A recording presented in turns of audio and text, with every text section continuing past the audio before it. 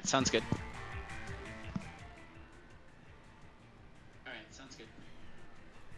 What is up, everybody? Welcome to our Armored Scrims Expedition inaugural 1v1 tournament. I am one of your hosts. I am Saros, and I am joined here by my co-caster, Huli, the one and only. Hello, everyone. Welcome in. So excited to get started on this series of tournaments that we've got going on for you, trying to get a little bit more eyes, a little more activity in the 1v1 community here in Armored Core 6.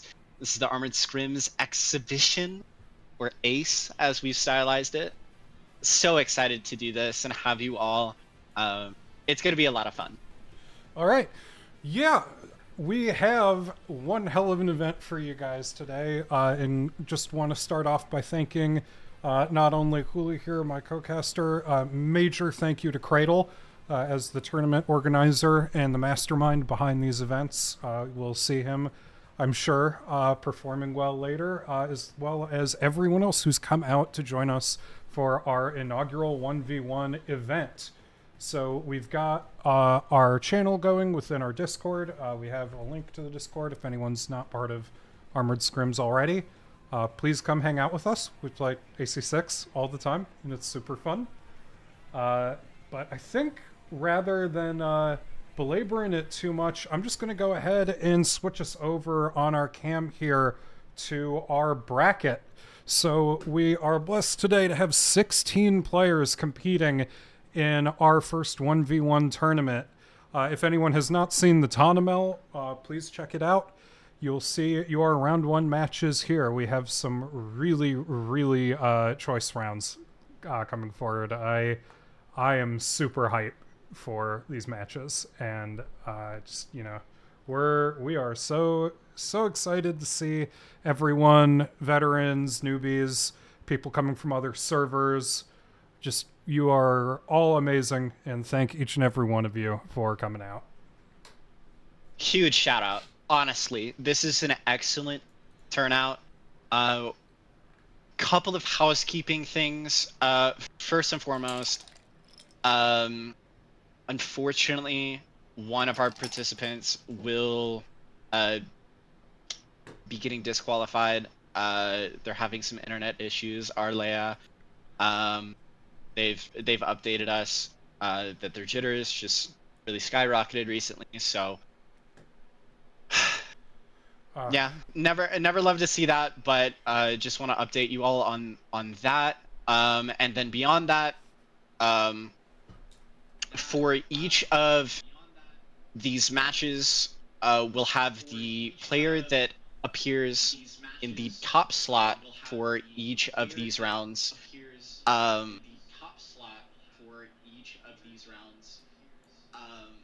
Ooh, I am echoing. Sorry. Okay, so for each of the players that appears on the top inside the brackets, they'll be your host.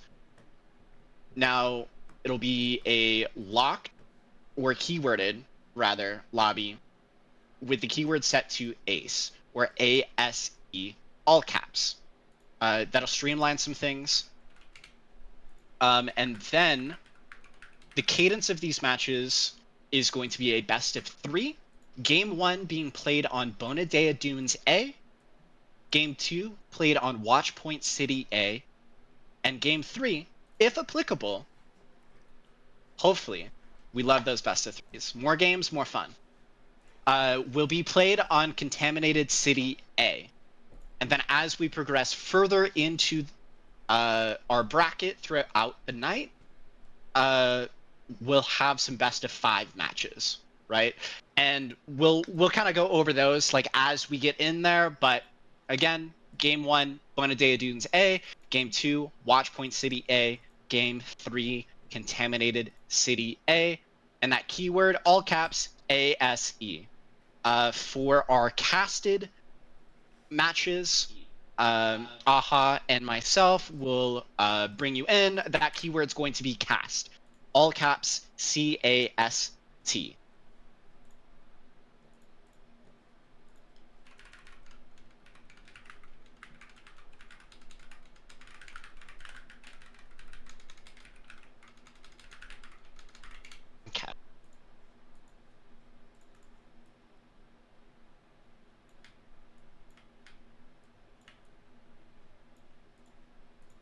Just trying to throw these little notifications wherever I can get them. Listen, we're going to do our absolute best to try to minimize scuff as best we can.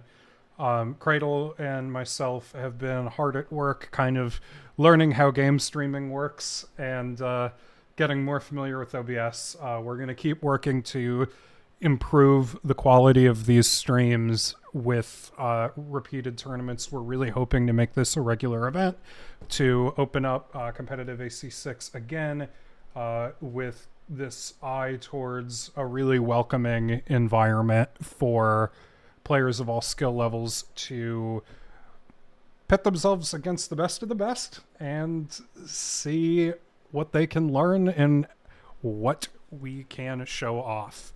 I think that's probably enough yapping from my end. How are we feeling about getting round one underway, Haley?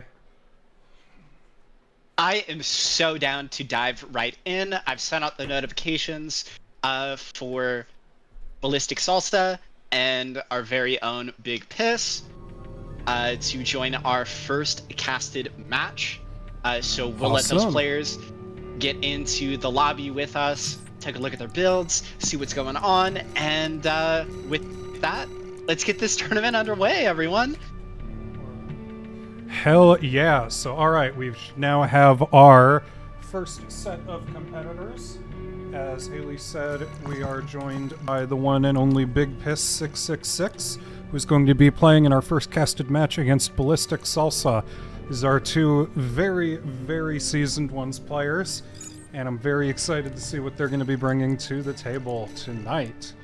All right, so as Haley said, part of this is we're going to make sure that we're scoping people's builds and kind of bringing everyone the lay of the land. So we're going to start off with none other than Ballistic Salsa. And it looks like we're already seeing a ones classic here in the form of a Zim Shield build. Haley, you kind of want to break this down? Yeah, absolutely. I am getting, real quick, from Lulu that I might be a little quiet relative to you. Let's boost you. I can do that. Excellent, excellent, excellent. All right, so let's take a look at Ballistics build. It's our classic Zim Shield, but we are on reverse joint legs, right? So what this variant is looking to do a little bit differently is utilize those kicks, right? That's what RJs are known for.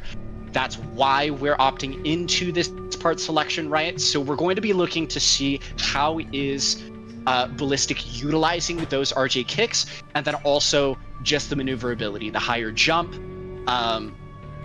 So look to see him playing more towards the ground, and then trying to get in there, trying to make use of the kicks to be a little bit more disruptive, a little extra added damage, very great burst damage on punishes that those Zims are going to be able to offer, and then also a pulse buckler, right? So this variant of shield is going to offer... Hold up, Piss and Salsa, don't get started just yet. Oh? Sorry, just didn't want them to start. We want to make sure Piss gets their time in the limelight here too. Sorry. That's fair. But the pulse buckler is known for much more significant efficacy on the parries, so better damage reduction, better impact reduction, but a shorter parry time window, 0.1 seconds to be exact. Wow. Now, moving over to Piss, we've got something that's a little bit more aggressive, right? Oh, so this. Still a Zimmerman-based build. Absolutely. On the hull legs, right? But we've got that butter blade, right? Absolutely. So Piss is looking to get in there, get that stagger, and then punish with the blade. Utilizing some maneuverability with the blade as well. Might get some charged blades in neutral. Just kind of depends on how that's going, but Ballistic's really going to be trying to mitigate a lot of that, utilizing that shield. And then we've, interestingly enough, got the PO6 SPD on this build. So a little bit higher neutral speed, really good AB speed, but something that allows him to just kind of maneuver in the neutral a little bit better than some of the other booster selections. But a very, very weighty frame with that 40A core, the Howl legs, you know, speccing into high defensive stats and high stability. So kind of similar builds, but they're looking to do a little bit different things, right? Absolutely. Super excited to see this. With absolutely no further ado, Piss, Salsa, please ready up. Let's get round one. We're going to be taking Salsa's perspective on stream for round one. We'll be alternating between alpha and beta. This is best of 3, round 1. Let's go Dunes A. And as always, good luck, have fun, good luck, have participants. Fun. That's what it's all about, is having fun. Absolutely. And here we go, underway with our first inaugural match in the Armored Scrims Exhibition ACE 1v1 event. I'm so excited.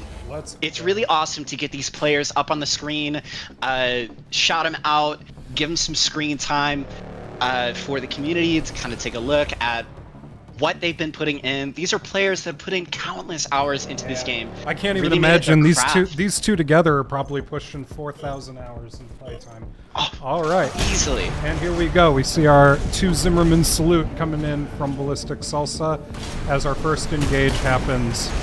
Right off the bat, we see Ballistic going for those heavy kicks, really trying to use advantage there, but Piss counters immediately with the full move from the butt blade.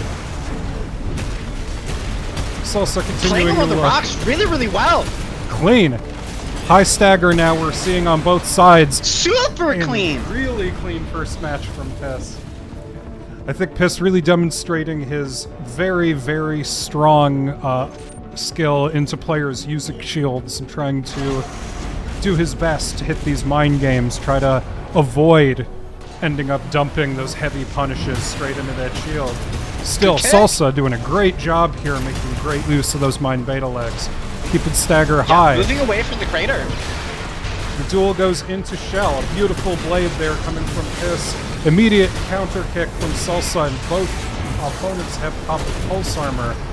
The Zims continue. We're seeing these brutal infighting. Classic 1v1 combat. Oh, clean kick. Piss showing he is not afraid. But with one more shot from the Zims, the first game will be going 2-0 in favor of Piss. Really, really excellent use. I can definitely see some pretty minor adjustments that Ballistic can make. Maybe focus on a few things. We already saw the adjustments from the first match to the second match, moving away from the craters. Piss had an excellent use of the environment, the rocks around the craters, kind of breaking line of sight a little bit, kind of using them as like a makeshift shield in a way. Absolutely. We're seeing some kicks come through the shield, some Zims come through the shield, right? So I think if Ballistic can kind of get those timings a little bit more clean. Agreed. For those parries, we may be able to see a sway. There's definitely an avenue that Ballistic can take to counteract what Piss is going for. Absolutely. But you're already seeing that you can only choose to do those kicks or to do the shield play. Absolutely. You can't do both at the same time, right? So you really have to make sure that your decision making is on point for when you're going on the offensive like that versus the defensive, right? So we're gonna look to see if Ballistic can make those adjustments. But so far, Piss he's coming in, he's playing confident. Really, really excellent stuff. Absolutely. All right, we again take Salsa's perspective here for the start of round 2. Now, there's some really, really cool cover play that you can do. I would say this is definitely one of my favorite 1v1 maps, because there's a lot of opportunity to kind of mind game your opponent. That's really interesting. Now, Piss's build benefits heavily from trying to get into the CQC infighting.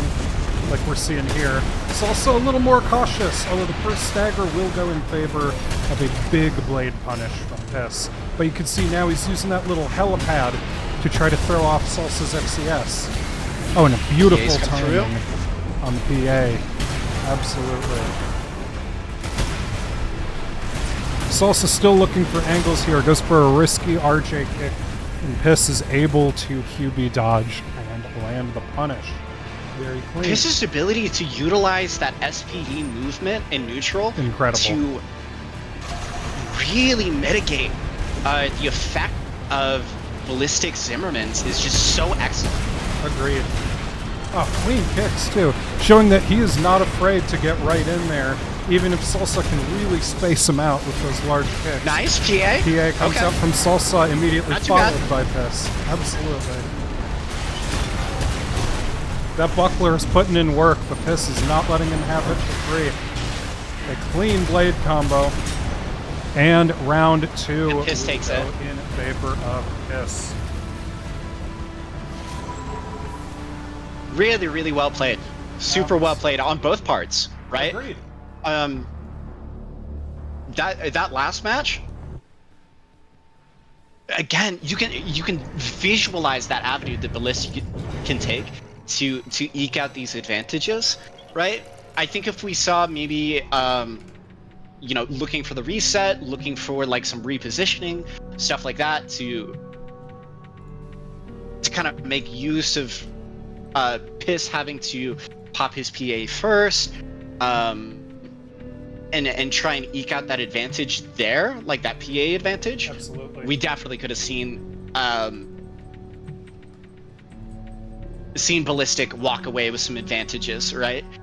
Super close. No, really, really excellent games. Yeah, we're definitely in for a treat here. I just, I come primarily from the 3v3 space, as well as, I guess, Haley, you too, kind of. Both of us kind of coming more from the teams world than the ones world, but kind of existing in the space, getting to learn so much about the meta development of 1v1s, and I just think it's we were both chatting about this, I think, the other day, that it's very cerebral as far as a game mode goes, that while it's true that there are less ACs and less projectiles flying around than there are in 3s, there are a lot of considerations that are made that I just think for a lot of us these players we're not always thinking about, and it's really, really easy to see in these high-level 1v1s matches. I don't know if you want to expand on that, but it's just been really interesting for me to observe this at such a high level here. No, it's incredibly interesting. The different dynamics in play, the different where players will place value in certain things. Absolutely. In both of these game modes, and the different. I think the main difference, right, is that in ones you are locked into that matchup, right? Yeah. So it's all about how are you leveraging the things that you've put together within your build to make use of strengths that you've indexed into, and then minimizing what the enemy is trying to accomplish, right? So in that last matchup there, there's similarities, but there are different tools at play, right? They're both aggressive builds. Absolutely. They want to get up close, CQC, but they've indexed into different defensive options versus a higher level of aggression, right? So a Huxley and Pulse Buckler versus, or Huxley and Butterblade versus the Duo 2 and the Pulse Buckler, right? And it's all about, okay, how is Ballistic going to be leveraging that Pulse Buckler and the Duo 2, maybe eking out some advantages with the missiles and stuff like that, versus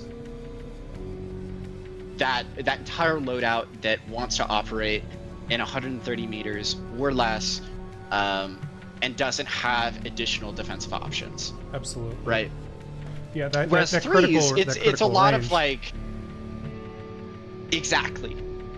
Threes, it's all about, yes, you have those advantages that you've indexed into, or those strengths in your build, but it's also this additional, there are 3 targets on the enemy side, and which one are you picking? How are you positioning in reference to all 3 of those? And then that timer is really working against you, so you can't really afford to have any downtime, so on and so forth, right? Like, Absolutely. you could go on for hours about the differences in these game modes. Tonight, we're all about ones. We are all about the ones. And speaking of ones, we are back at you guys now with some bracket updates. So in round 1, we've seen Yasi, our incredible bridge between East and West for AC6 competitive play, has defeated Frozen Fyro in round 1, and will now be going up against Wandering Sock, who has defeated Korn. We also see a victory of Miha over Apex, Comic Sans over Mystic. We just saw Big Piss defeat Ballistic Salsa. I believe we need to get maybe TO Cradle. We need to disqualify Arlaya and pass Shinkiro 7 up to 2-3 for that.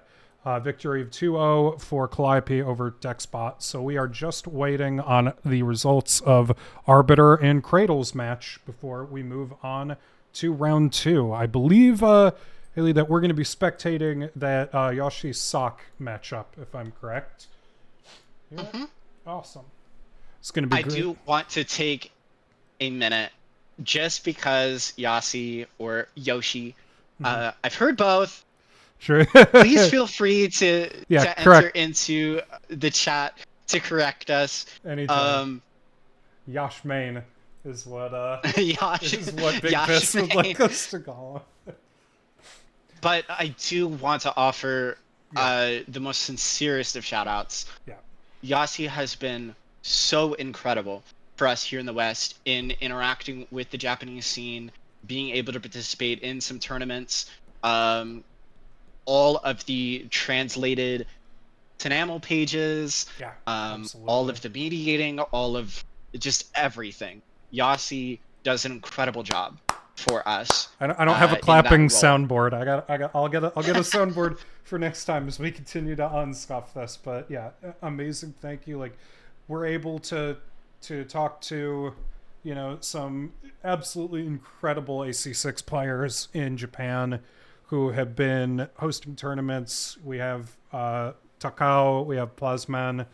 I think there are definitely others whose names are not from across. I think Kazumasa used to do a couple of them as well. Like, we've had the opportunity now to continue bridging this gap. Hopefully, we'd love to see JP players attend these tournaments, continue to improve Western attendance at JP tournaments. This, as we're all acutely aware, anyone who spends as much time playing Armored Core 6 Fires of Rubicon as any of us do, knows that this game has a very small and very dedicated fan base, and all the love to all of you. But in order to keep this, very dedicated, very, niche community alive and well, it's really critical for us to keep providing venues for people to grow, for people to learn, and for people to show off in a lot of ways. That was my introduction in some of the earliest days, was just randomly stumbling around Twitch and finding some of the early Striker Utasa tournaments and seeing a lot of the people here compete in them. So, like, I just, we hope that it continues to foster engagement with these games. We'll keep it going. Maybe one day, if AC7 comes out before I die, we would love to have events running for that shit too. All right, y'all. The dream. The dreams. Yes, we all can dream. You gotta let the kids dream. Oh yeah, I was about to say Toasty from the shoutouts. I love it. We got all the love here. What do we think? Do we go ahead with 2-1, or are we still waiting on the Arbiter Cradle matchup here? Well, Sock's here. Let me refresh. Well, let's double check. Yeah, let's double check our stream schedule. All right, all the love is pouring in. We're doing it right. Hell yeah. Yeah, it looks like we're just waiting on that Arbiter Cradle. Cool, cool. We'll give it a few minutes, right? Right. We'll yap a little bit more. Okay. And then Specialty. the specialty. Yeah. And then we'll jump in. Got to love it.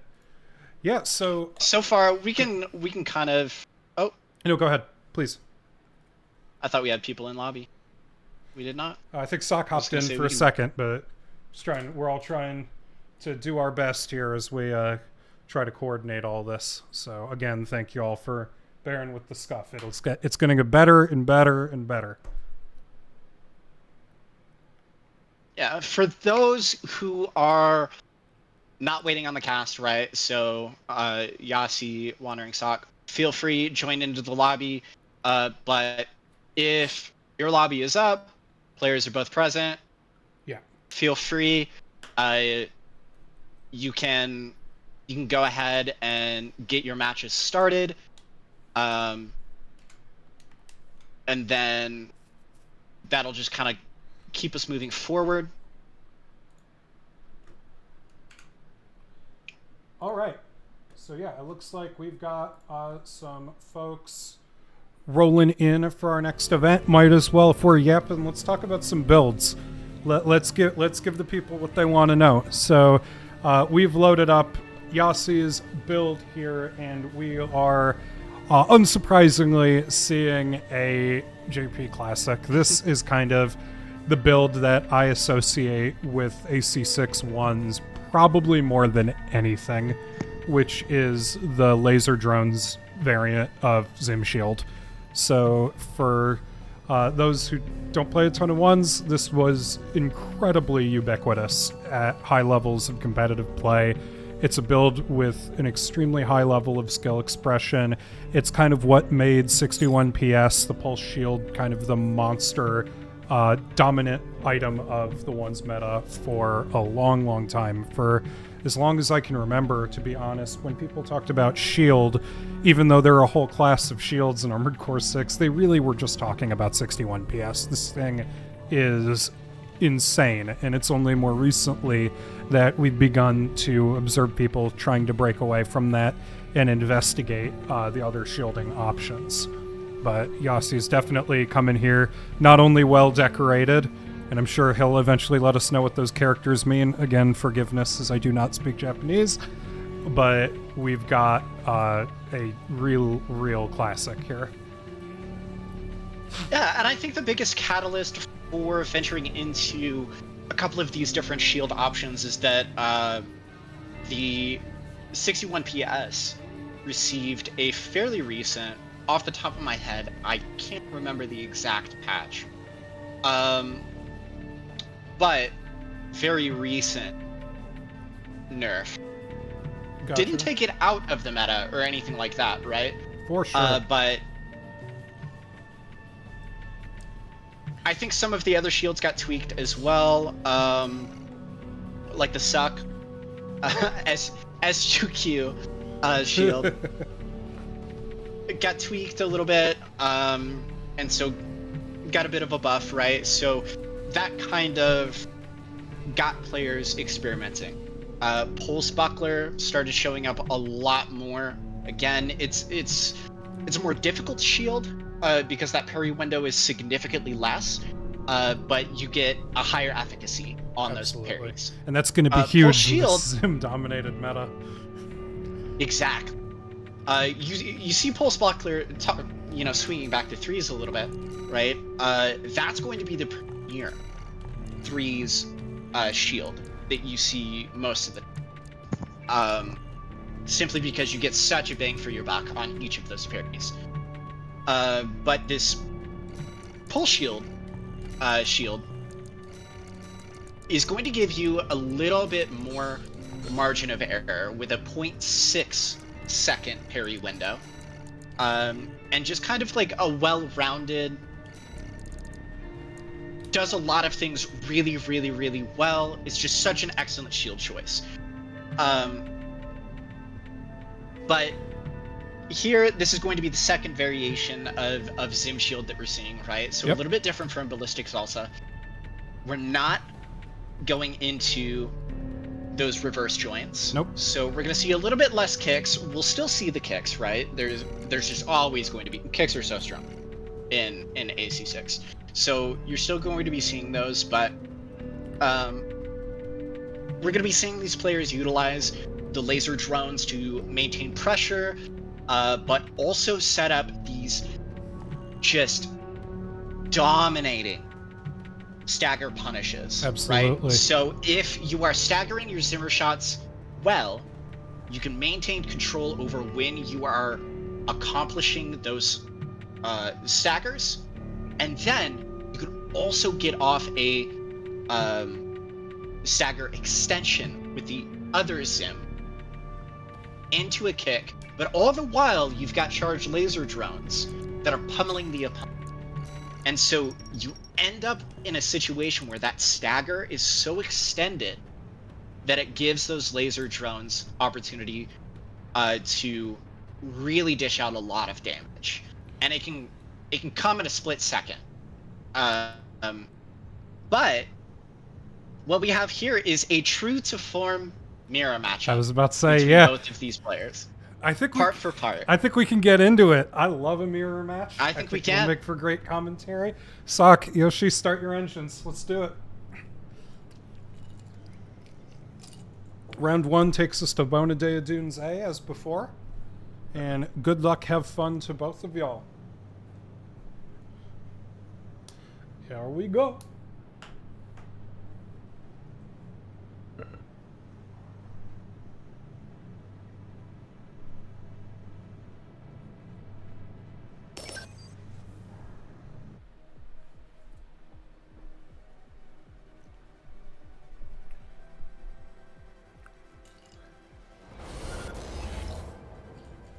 Love that subtle call out to his classic emblem there in the head design. Can always rely, actually, on both of these players to bring some pretty wild, well-designed fashion here. You know, the only thing more fun than kicking ass is kicking ass and looking good while you do it. And they are off. Absolutely. So we see Sock going for this building out on the lake. Yasi kind of taking shelter under the shell, and they engage. Right off the bat. So you're going to see that they're both kind of mind gaming these shields, right? Very, very close in the stagger race. Sock going for a bit of a reset. Absolutely, the drones and managed the to get that stagger. Great punish. Very solid. An excellent PA. The PA creates spacing. Yasi realizes that his best bet there is to get the hell out of dodge. Oh my god, it's like they're sharing a brain cell. It's almost like it's the same build. Beautiful. Oh, incredible. Yasi just a little slow on the startup of that PA. Sock able to slip the Zims in right before that animation reaches the iframe state. And first round will go to Sock. Switching perspective here. Let's see how round 2 goes for us. Drones are out on both sides. Both players looking to not take heavy damage. You know, I think there is a beautiful PA there from Yasi to avoid eating too big a stagger punish. Suck realizes it's in her best interest to go for a stagger reset, given that one punish really can kind of sway an entire fight in ones in a lot of ways. It seems to me that your stability, your ACS strain, your stagger is the resource that you're managing, almost more so than your AP in these fights, particularly with the level of burst damage these builds can put out. And we see again Sock going... Yasi needs to get this reset. He does. Doesn't get it. He does not. Sock goes for the kick, but it's shielded successfully. Yasi just trying to dodge drones, but is too close in a single Zim. Spells the end of the round. Game 1. She ekes out the win. Wandering Sock. Yeah, we see the dynamic here is really, like I mentioned during the match, this mind game of, you know, who is more on top of their parries, who's not only utilizing the parries, but the movement, right? Absolutely. So you see Sock entering into AB a lot, opting to go into the joust, the AB shuffles.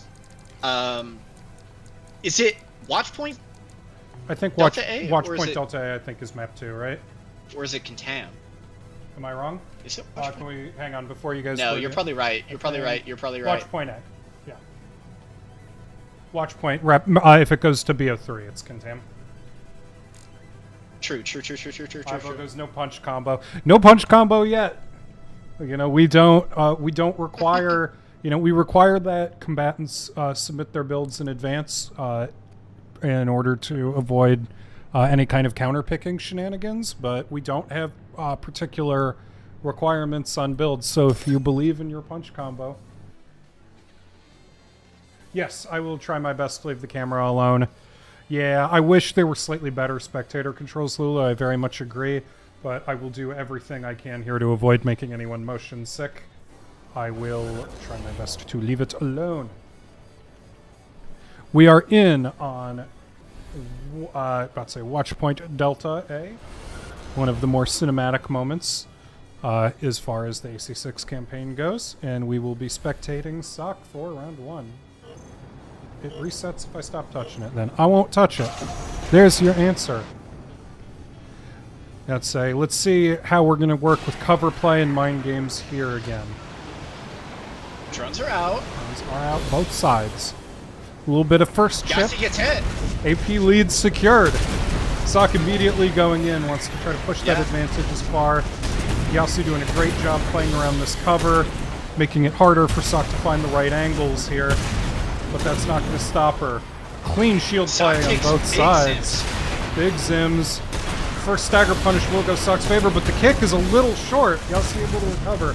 Question here, now it's going to be on Yassi to avoid letting Sock get a stagger reset out of this. Keeping pressure up as best he can, looking for an angle. Really pushing this advantage. But the PA negates that stagger build-up and forces Yassi on the back foot.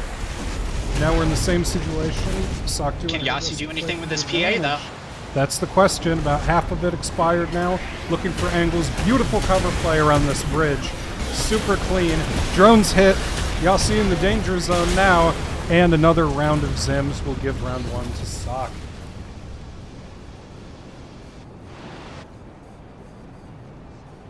You can see how these players have that mental cue, right? As soon as that drone lands on Yassi, Sock engages. Absolutely. Wants to make use of that little bit of advantage. Drones hitting into the cover a little bit. Yep. First joust, both immediately go to AB, but is again in favor of Sock. Yassi keeping that shield up, doing everything he can to try to take. I think he's realized over the last 3 games he really needs to make sure he's winning the stagger war here and to avoid taking too many Zims in a relatively neutral state. Remember, Zims have this incredible power, particularly when used from Assault Boost here. And you see both of these combatants making heavy use of that, really showing the rushdown potential of this build.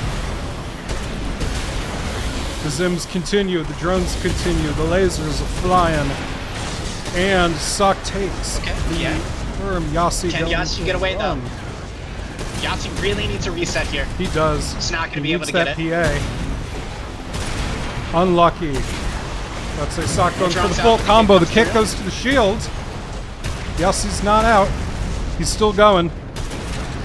Looking for it. Sock's just fishing and is able to get that long distance return to lock up the set. Just able to sneak in those Zims in between the parry windows. Absolutely. It's so close. It's really so close. Those mirror matchups are some of the most interesting matchups, simply because both players have the exact same tools. It's all about execution. It's all about who is mind gaming those shields a little bit better. And all it can take is one extra Zim shot, and all of a sudden you're winning that stagger race, right? It really is all about that stagger race. But Sock ekes out the win. And given our we'll be next moving bracket forward. update, Sock will be moving forward to face Comic Sans, who has now defeated Miha to nothing. We have additional updates here that Big Piss has won 2-0 over Shinkiro. Calliope has won 2-0 over Arbiter. So not only do we see a continued movement of our winners bracket, but we're starting to see the first round of our losers bracket coming together. It looks like the first rounds are going to be Arbiter against Fyro, Shinkiro versus Apex, Miha against Ballistic Salsa, and looks like it's going to be Yasi versus Cradle, I think, in our remainder. Yeah, Lulu dropping another good point here. The movement options and stagger management was huge. That use of pulse armor as kind of, I wouldn't, it's not really a get out of jail free card because you really need to know when to use it. We even saw in that first round that it has a startup delay, and you can actually slip quite a bit of damage. Oh, what's up, Salazio? Welcome, welcome, welcome. So we've got a lot of mind game that can actually be done within the context of when you pop PA to try to negate your enemy's stagger advantage if you happen to be losing the stagger war.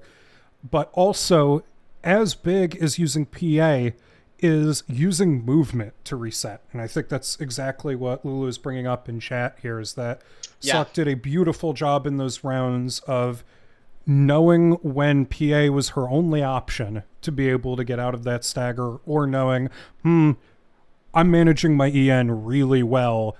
I've got a build that can really fucking book it when I need to. And, you know, maybe taking a huge punish out on my opponent is not the smartest thing to do for the health of the game as a whole. Maybe the best thing I can do here is back out and reset my stagger, allow me to come back fresher to that next fight. So super clean, well played on both ends. And I believe we are set for our next round. How are we doing on our stream schedule here? Are we hitting? We're doing really well on the stream schedule. We'll see. We may need to drop down to losers bracket round 2. Okay. So I think what we'll do is let's get Sock and Comic in for this casted match, and then we'll kind of assess from there, and we might drop down. That sounds good. Yeah. And again, like, our goal is to try to feature everybody as much as possible. We're going to continue figuring out how we're going to handle casting going forward. We plan to continue hosting these tournaments on a regular basis. So if you're not on stream and you want to make sure you're going to get to play on stream, keep coming. We would love to have it. We are going to do our damnedest to make sure we feature everybody here. Give everyone a chance to show what they could do to the community, to learn, to grow, to flex, you know, whatever floats your boat at the end of the day. So, yeah, in the meantime, let's get Sock and Comic in here. I will reset the lobby for our next game. And we should be getting on with it. Oopsie. Hang on. That's part of a secret for later. Oh, yes. Please. Yes, Lizio, just joining in now. We're going to do our best to cross-post this. I believe we're cross-posting not only within Armored Scrims, our own server, but also Yasi, again, in another shout-out, has been kind enough to post in his server with his international audience. I think we've even hit up the Armored Core Discord as well. Correct me if I'm wrong there, Huli, but I think we're we're trying to get the cast the widest net we can. Oh, 100%. Yeah. Awesome. So, we're looking to get, yeah.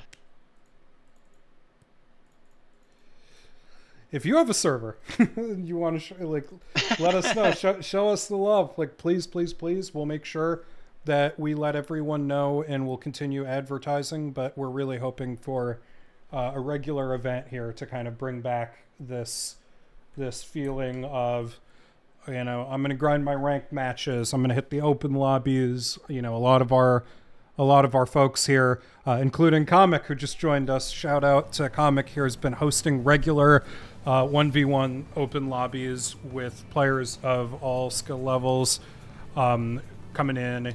Has quite a devoted base of adherents there. Super cool.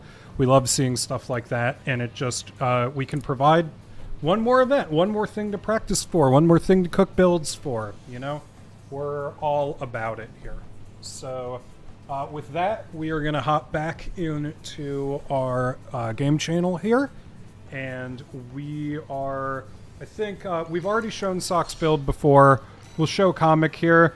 Comic rocking another variant of Zim. I wonder how many people are not running Zim Shield in this tournament, just kind of showing the dominance of this playstyle. But we've got another reverse joint Zim Shield here, opting for laser drones and the pulse buckler shield from Comic. So we've got yet another Zim Shield matchup coming at us here. Sock is going to be alpha for round 1, and Comic is going to be beta. And I think with that, we are good to go. Sock, Comic, start the engines. Let's do it. GLHF. Let's get in there. Some other interesting things of note. Comic is running Yaba, right? So we're going to see some differences in energy. Also, a different booster, right? Flugel versus Alula. These are going to be some minor differences, but it's something to keep an eye on. So something that we saw in that Yasi versus Sock matchup was Eon management. You know, not just trading the PAs, but Sock really positioned herself in ways that made Yasi's PAs not as valuable, or just eking out as much advantage as you can when you are on the... Oh, I'm sorry, I hate to interrupt here, but Sock, I believe, is correct that we are actually switching to our BO5 format here. I think, are we at semis? Cradle will tell me if I'm incorrect. Yeah, we're at semis. Yeah. Okay, so you're right. We're gonna go ahead and swap to our best of 5 system here. That will begin in semis with winners bracket, and I believe we'll begin with finals and losers bracket. So rather than a guarantee that Bonadea Dunes A is going to be the first match, we are going to have a pick and ban system here. I believe, Julio, do you have it up convenient? Or I got it, sorry. So lobby host player, in this case, that's Sock, is going to ban one map, which comes out as City B. So now we are waiting for Comic's map ban. And we will figure out where we're going to go for that. So let's just hold up for a minute. Yeah, so how it reads, players will ban one map. Yeah, so each player bans one map. Lobby host will then select game 1 map from the pool. Opposing player, game 3 will be played on the remaining map. In the event the match is not concluded, each player will ban an additional map, and the remainder of the series will be... Okay. Yeah. So we've already seen a ban of City B. Yes, sorry, Lulu. Comic is on Pulse Buckler Reverse Joint Zim Shield. That is correct. So yeah, we're just waiting on Comic's map ban here. Let us know when we get that. While we're waiting on the bans, we can pull that build up again. Yeah, please. I can totally. So, this is Pots and Pans.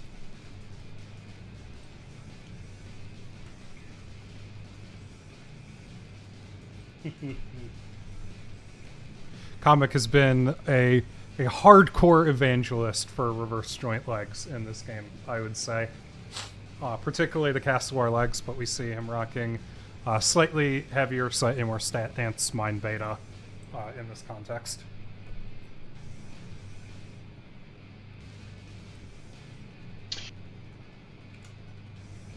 As we all know, with each part, there's pros and cons, right? So with reverse joints, like in general, it's that higher jump, more maneuverability off of the ground, and then also very powerful kicks.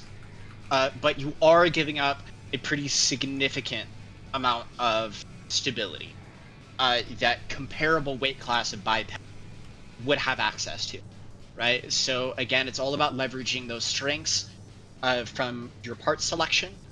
So we're going to be looking to see how Comic is utilizing that style of movement and those powerful kicks to be able to get some advantages. Now it's both shield builds, right? Yep. So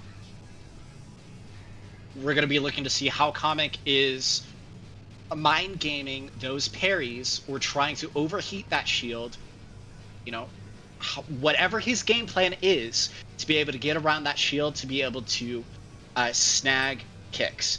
You'll see a lot of times a kind of surefire way. It's a bit of a gamble, but the more that you do it and the more practiced you are with it, the more reliable it is. But during those jousts, so if you can kick somebody out of their AB approach to you, they don't have access to that shield.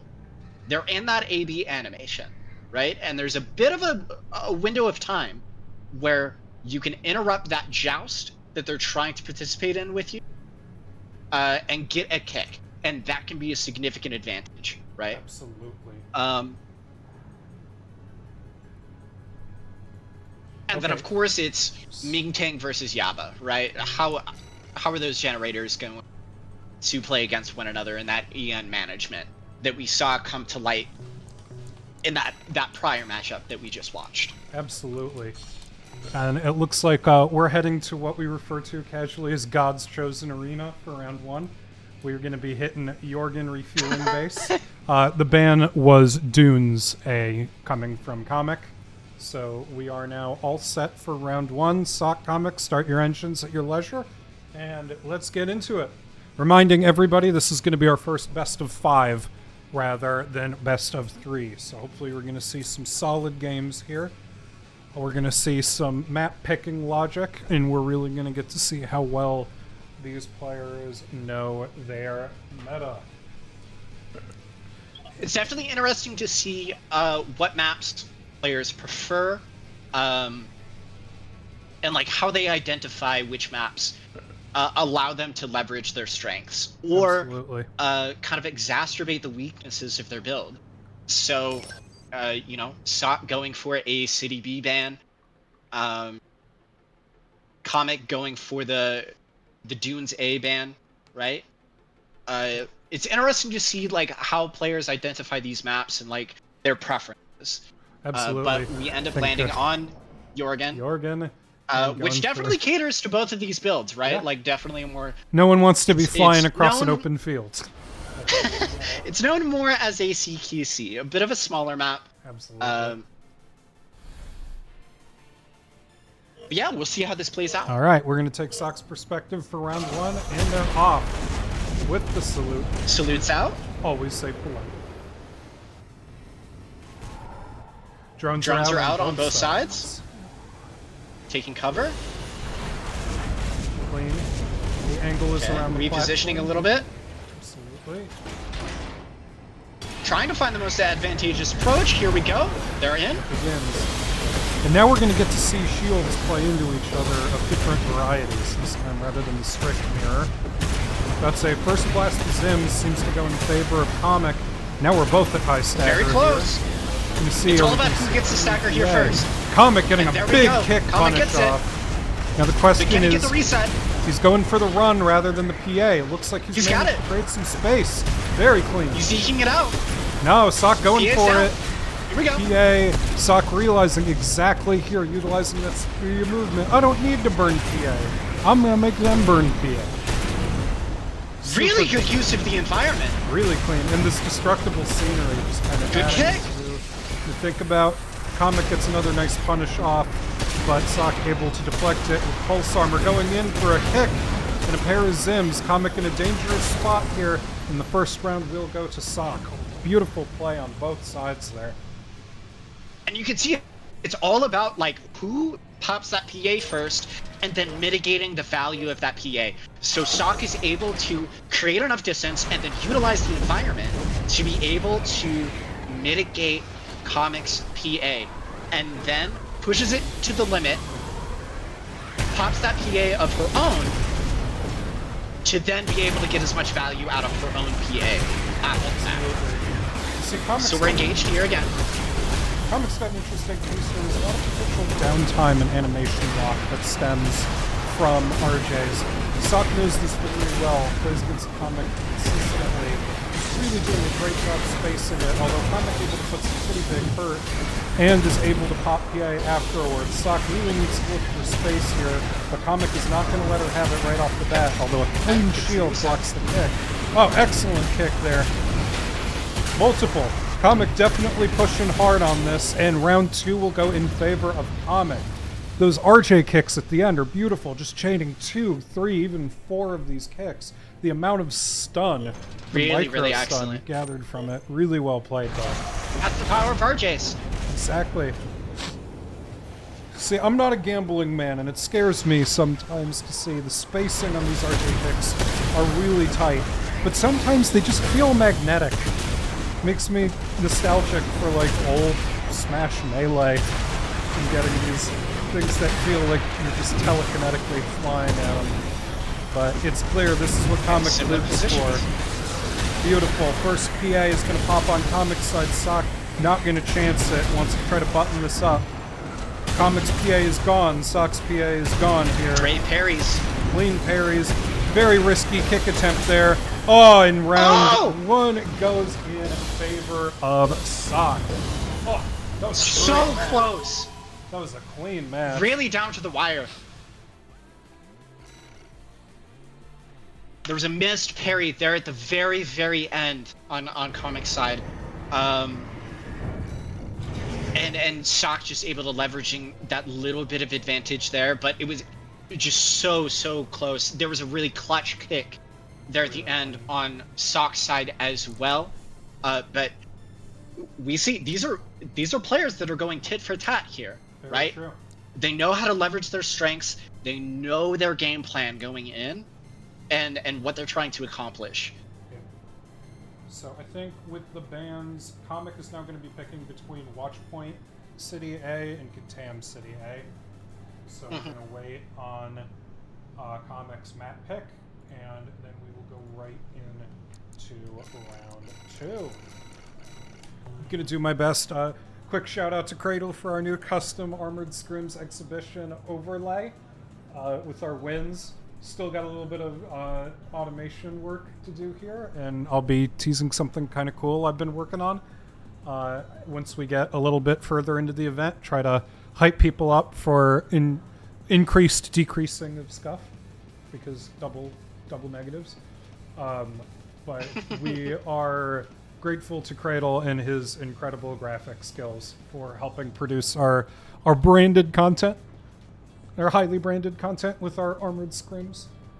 Heavily stylized. Discord, yeah, heavily stylized, live tracking of our Discord uptime, our new Now Playing widget, and a baller playlist of OSTs from our beloved Armored Core series. So let's see, where are we heading? Just waiting for Comics map pick. Here. I don't know if they have a thread while they're Looks like He's watch. thinking. Let's see, what do we think?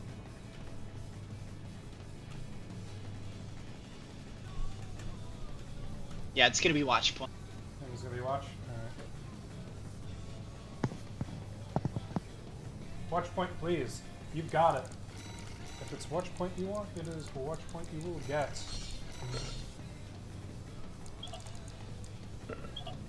GLHF, fam. Let's do it.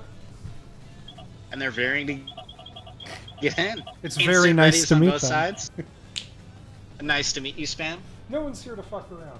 We're also The grateful- classics. Yeah, we are also grateful that we can host a tournament at an hour for us in North America, where hopefully people are just kind of having a chill evening, playing some Armored Core. You know, we're gonna do our best to accommodate time zones as best we can, but hopefully this saves us some 5 a.m. gaming, which I don't know about you. I'm trying to do a little bit less of that. these days. My body can't handle it quite like it used to. All right. Here we go. We'll be taking Comic's perspective here for game 1, and they're off. Laser drones prepped. Fired. Out. Taking cover again. You see a similar cadence of play each time. And here's the engagement. Clean. Good AB movement. Parry Shield parry the kick. prediction on the kick. Gorgeous. Sock really taking big advantage in that first stagger war, even getting some kicks in, thrown, and parrying the kicks again. So the timing, it seems almost as much that Sock is having to try to get the timings for both the Zims and the kicks here, because they both present a threat. Pretty major threat in terms of the amount of ACS strain. Sock has PA advantage. Sock has now PA advantage. It's clean. Comic So can Comic mitigate this? Okay, not much value. PA is down, although beautiful shield play again on both sides. Oh, a little bit of clean cover play right there saves Comic from dying on that particular Zim, but unfortunately Really wasn't good able to movement there at overcome. the end, but yeah, just too little too late. Yep. I think it's this opening engagement. Comic's got to make some adjustments here on how to get an advantage here in the opening engagement. Exactly. Sock is pretty consistently Winning getting more out of these opening salvos. Okay, okay. That's clean. I'd say that opening was a little bit cleaner for Comic. Kick is punished though. Kick is Still close.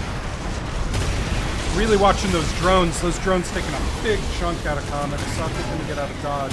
Might have to pop her own PA here. Yep, and there we Nice. go. Comic now forced on the defensive.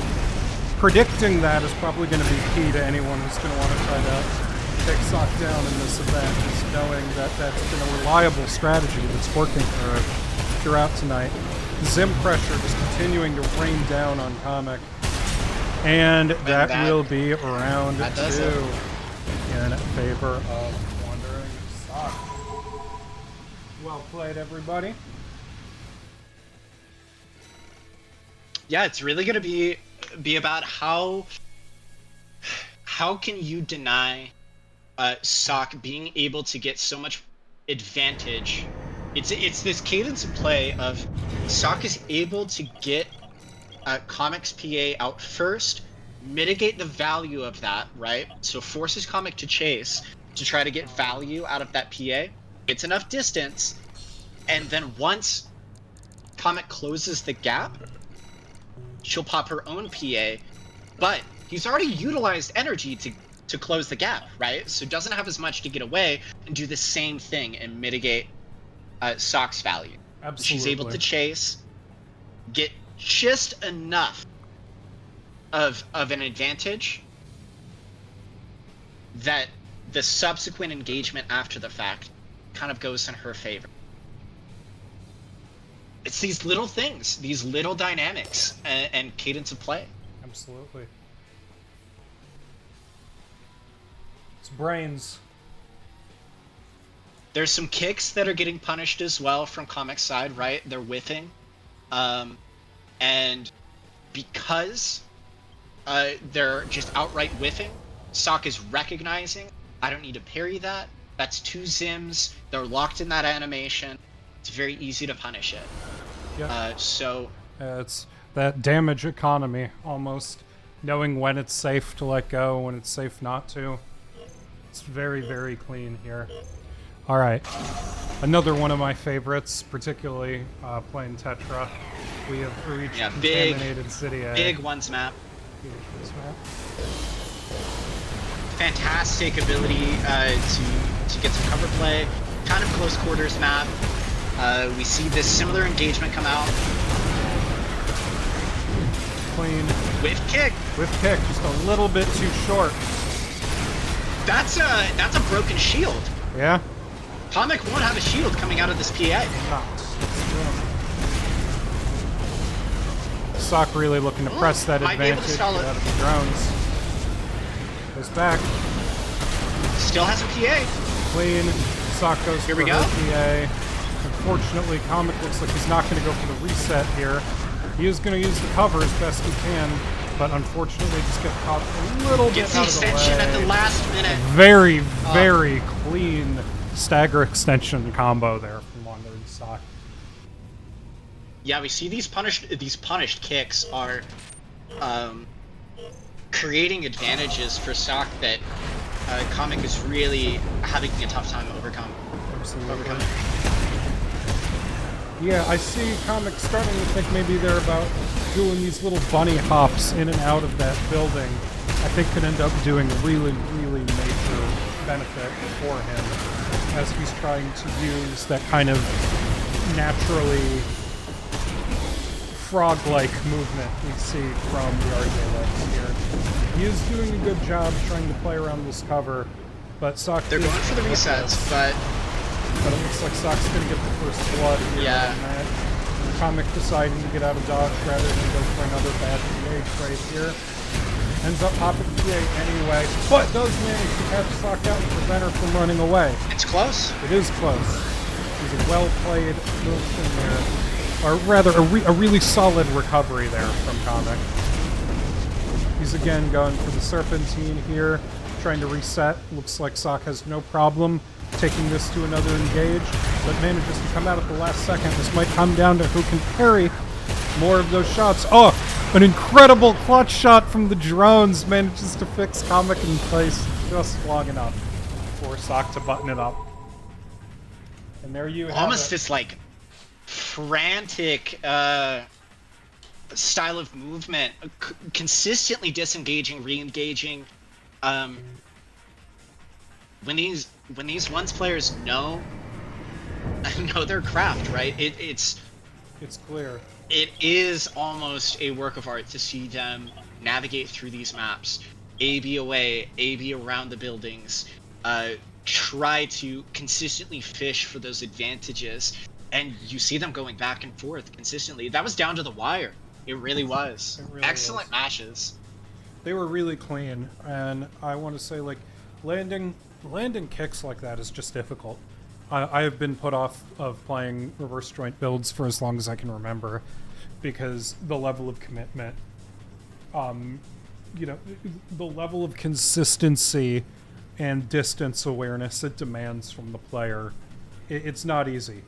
Sometimes Comic's able to make it look easy. It's impressive. Oh, they totally work. It really is. On Absolutely. the second round of Jorgen, we saw Sock get caught up in the kick loop. in a chain, and using that micro Yeah. stagger, Comic's really able to just bring a lot of yeah, that's true. Lulu again bringing up, I think we mentioned this with Ballistic Salsa's match earlier, that being unable to use the shield during the jump squat movement from the RJ has always made RJ Zim shield I don't know if technically tougher, it's just I guess you go from something akin to like a 50-50 on do I parry or do I let Zims go, or it becomes do I parry, do I let Zims go, or do I QB? And even just adding one more option, turning that into a 33 split read, makes the amount of mental gymnastics you have to do go way up. And you you're throw a little more animation locked lag in into it. your decisions that you're like. Do you QB this direction? Do you go for that kick? Do you? There's just a bit more animation to basically everything that you're doing in terms of movement, along with those kicks, that locks you in a little bit more. So if it's the correct choice, you're eking out like just a little bit more advantage, possibly, right? I think there's room for argument there, but Absolutely. If you make the wrong choice, you're punished a little bit heavier for it on the RJs. Absolutely. But there are some definitive advantages. For sure. All right, giving everyone another bracket update. We've seen our first winner's final entrant is going to be Sock. Looks like who's going to play against her is going to come down to the winner between Big Piss and Calliope.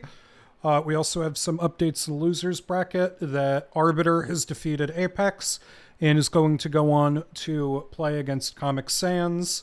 And we are waiting on the results of Big Piss Calliope as well as Miha and Cradle to determine who is going to play in that L4-2. I think we're going to be chilling for a minute here. I know we're trying to bring nonstop action, which is always great, but want to make sure that we're catching up. I think we're going to try to get some losers bracket matches up here. Are we going to put on any of those round 4s, or are we going to wait for semis? I don't know. Let's definitely try. We can 100% get the Comic Arbiter match. Cradle and Miha, have you already started? We can check, even if they might not be able to say anything if they're in game. Let's check the channel. Piss Calliope has finished. Should they wait for stream?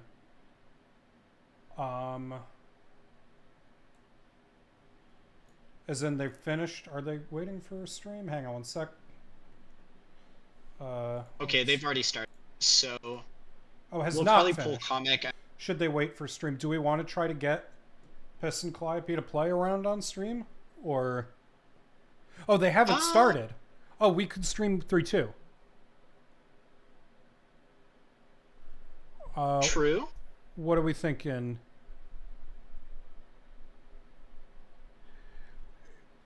Yeah, why don't we wait, because we're still waiting on a losers round 3 match between Miha and Cradle. Yeah, Piss, Calliope, why don't you guys get in here and let's stream your match, and then we'll drop down to losers in the next round and make sure that we catch those matches as well.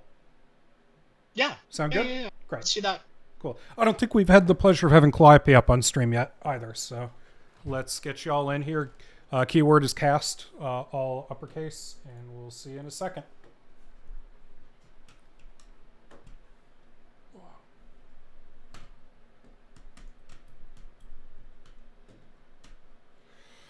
Whew!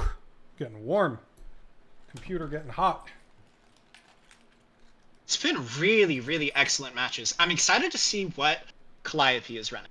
Yeah, I haven't even seen the build yet. We're going to have to take a quick look. Okay, and it looks like Piss and Calliope have already got their maps sorted. Round 1 is going to be on Dunes A. Round 2 is going to be on City B. And if it goes to round 3, we will be seeing... Sorry, round 3 will, be on York. So let's get... Sorry. I'm demonstrating that I have the attention span of a flea. Round 1 was Dunes. Dunes, into City B, into York. Hold up, y'all, for as we're getting that set up. Yeah, let's take a look at builds. So let's take a look at builds, but also huge shout out to everyone tuning in. Thank you so much for participating. Absolutely. Even if you are not playing, it means the world. Just to get people together, celebrate AC6, celebrate the Ones community, and all of these players. Get some eyes on them. Hell yeah. Couldn't have said it better myself. Thank you, Uli. It's awesome. And, I am still showing the bracket when what we should be showing you is the majesty of our first on-stream boat player coming here from Calliope. So it sounded like Calliope wanted to run Taco Boat or Lethal Dose, but ended up submitting this. So we still see a boat build running a pair of Majestics in the hands, but the back weapons are going to be an LCD, laser shotgun cannon, and the soup missiles. Also loving the Warhammer 40k orc inspired look. Super, super great fashion. Yeah, I mean, what can we say? Boat has a long history in Ones. It was my main build for quite some time. A really kind of unique play style for the longest time, with the ability to kind of just maintain infinite aerial stability as a combination of 42B boat legs and the NGI 000 generator. Very different from the Zimmerman-based builds we've seen till now, but nonetheless has demonstrated its potency in leaderboard for functionally the entire life of Ranked, I would say. For sure. Very floaty build, operates in the air, right? Trying to make use. So we've already encountered kind of this the dynamics and ones of how you're attacking the opponent's EN and their management, and this is going to look a little bit different in terms of Kali floating in the air a little bit, utilizing those resets and red lines that the NGI generator offers to kind of attack Piss's own generator as he's trying to approach, right? So we took a look at Piss's build earlier. It's very aggressive, very in-face, fishing for those blade punishes. Kali on this build can afford to utilize that vertical play, utilize that air play to create distance, make use of the Majestics and that procs detonation, the soup missiles, right? Can play from range a little bit more. And one hell of a punish from that LCD. Space. Yeah. Yeah, exactly. A lot of tools here, right? Piss knows from playing more ranked ones than just about anyone I know the danger of eating too many of those Majestics. They just do incredible stagger buildup. You can see Kali going two for of this them reposition, right? right in. Very clean, but Piss is not going to go down. Although that first stagger goes in. Kali's super aggressive here, goes for that boat kick and immediately PAs after it. Decides to get out of dodge. This is unfortunate. Being stuck this low to the ground can be a very dangerous place for Boat to be. And Piss knows that he has to be absolutely relentless. Beautiful skill shot there from Kali, though, with the LCDs. Now we see exactly what he's in an excellent position making here. Space. Really, really good position. Oh, yep. beautiful. All And it takes is catches one with Majestic. Majestic. Very clean. First round goes to... Yeah, you see that consistent repositioning from Kali, making sure that she's not in the danger zone as much as possible, leveraging the advantages of her Majestics, and just excellent play. Clean. Takes a Majestic on the approach. Another Majestic on the approach. LCD wide, though. Immediately going for a reposition. Soup's taking a decent chunk out of Piss's stagger. Ends up being a huge play there for Kali. Piss definitely not to be counted out, though. Gonna keep that high. Gorgeous positioning on that LCD and a clean pick to drive the extension. High stagger now on Kali's part. Neither player is up PA.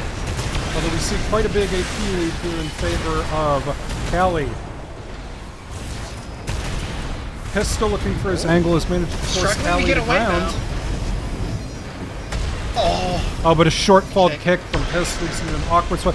Oh, these incredible, you know, as a 3's LCD boat player, seeing the level of the skill shots, not only from the Majestics, but from that charged LCD. Just beautiful play there from Calliope to take game one. Now, I think the choice of map here is going to be huge going forward, given that Dunes is a very, very wide open map. It gave Kali a ton of room to maneuver. So we're going to see here. With there is so much wide open choice. Space for Piss to try to navigate through, and we see like it's all about that approach. Like, how can Piss get in effective range but take the least amount of damage? Absolutely. Those Majestics, they can land. They can land from 200, 250 meters away, right? We're City B, right, for round 2? Yes, yes. So it's really, what adjustments can Piss make to be able to shore up that approach, get into effective range, get into Kali's face, let the Huxleys do the work, let the Zimmermans do the work, set up that stagger, get the punish, right? Yep, absolutely. Well, we're going to take Kali's perspective here. City B is interesting. One of the things that City B presents as a challenge here is that it has a very low ceiling It has kind of an artificial upper Z limit on the map. It's a really interesting scenario because obviously City B is one of the largest maps, I think, as far as like, I don't know, area that we'll see. It's a favorite of the Threes community for the same reason. But there's not as much vertical space for Calliope to play with, so it's really going to come down to what Piss is going to be able to do in Assault Boost here to try to not only avoid eating too many of the cannon shots, but particularly to try to work his angles to not let her get away. Oh! LCD lands. LCD, probably a manual aim. Okay. Clean first shot from Calliope going for their first reposition. Oh! Just incredible cannon play and absolutely dominant opening there from Calliope. These Majestics are just magnetizing Piss. Piss, not to be outdone, starts his own, using that neutral LCD to continue pulling damage. Piss knows he's in hot water now, but he's managed to take out half of that boat's AP in the amount of time. But the charged LCD punish secures round one for Calliope. You know what? I think it might be a booster issue. One of the things that SPD, or 06 SPD, is really poor at is quick boosts. It struggles to get you in a different trajectory, and so in some of these scenarios we see Piss opting for those quick boosts, and it's not enough. Absolutely. It's not breaking the FCS. And that build block really can struggle, you know? You can't really counterpick your opponents in here. You have to make the best with what you've got. And Calliope is really using that advantage here very powerfully.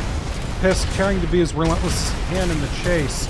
Okay. But Boat able to take an enormous amount of punishment, although a clean blade into the Zim extension from Piss is going to allow him to take a pretty massive chunk out of Callie's AP. Nice clean kick to prevent the runaway, although that pulse is going to be huge. Piss now on the back foot, trying to run away, needs to avoid taking any of those skill shots. If he can get back in, the melee can't sling big, but unfortunately one more Majestic decides round two in favor of Callie.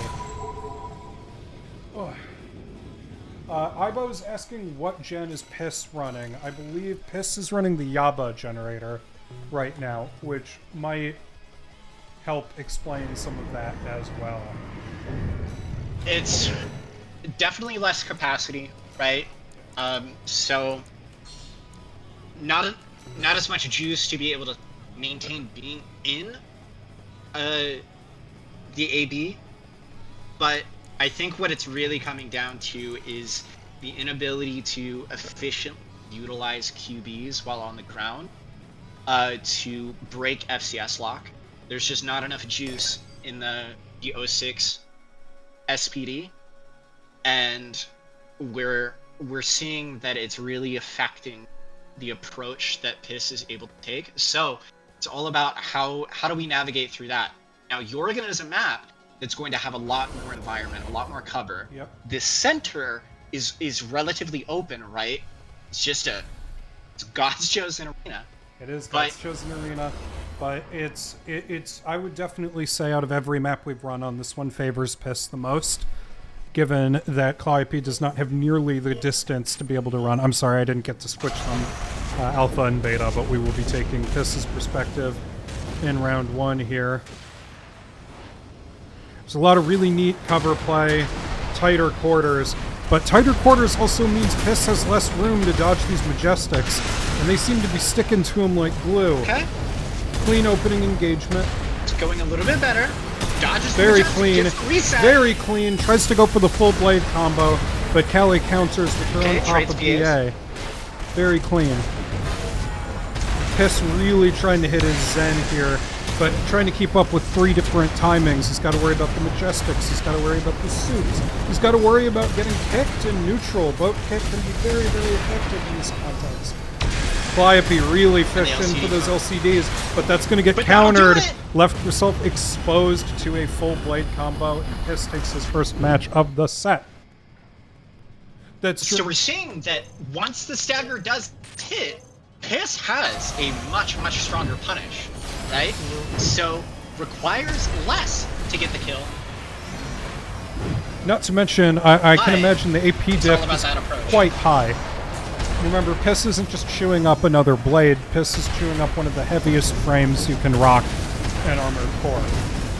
Boat is a tank. Kick doesn't land. Boat is a tank. Oh, incredibly clean laser cannon play here from Flypy's LCD. Okay. Good dodges, good dodges. Very clean dodges. Love the use of the Excellent soup there. dodges. The use of the soup to box Piss in to try to catch that LCD was gorgeous. Piss really not letting her have it this PA time, trades. though. Another clean PA trade. We see another slight lead here in Piss's favor. Manages to dodge through QB through that LCD. Good drop behind cover. Very, very clean. Piss really does not want Calliope going anywhere. Gets the extension, and Game 3 will go in favor of Big Piss. Piss Jorg energy. Excellent. Let's fucking go indeed. We are going to Game 4 here, guys. It's that Jorg difference. Jorg. People who enjoy Jorg really enjoy Jorg, and I can tell you, Piss enjoys Problems Jorg. of no talk about, yeah. No, Calliope really wishing they had those facades there to be able to kind of put that heavier pressure on here.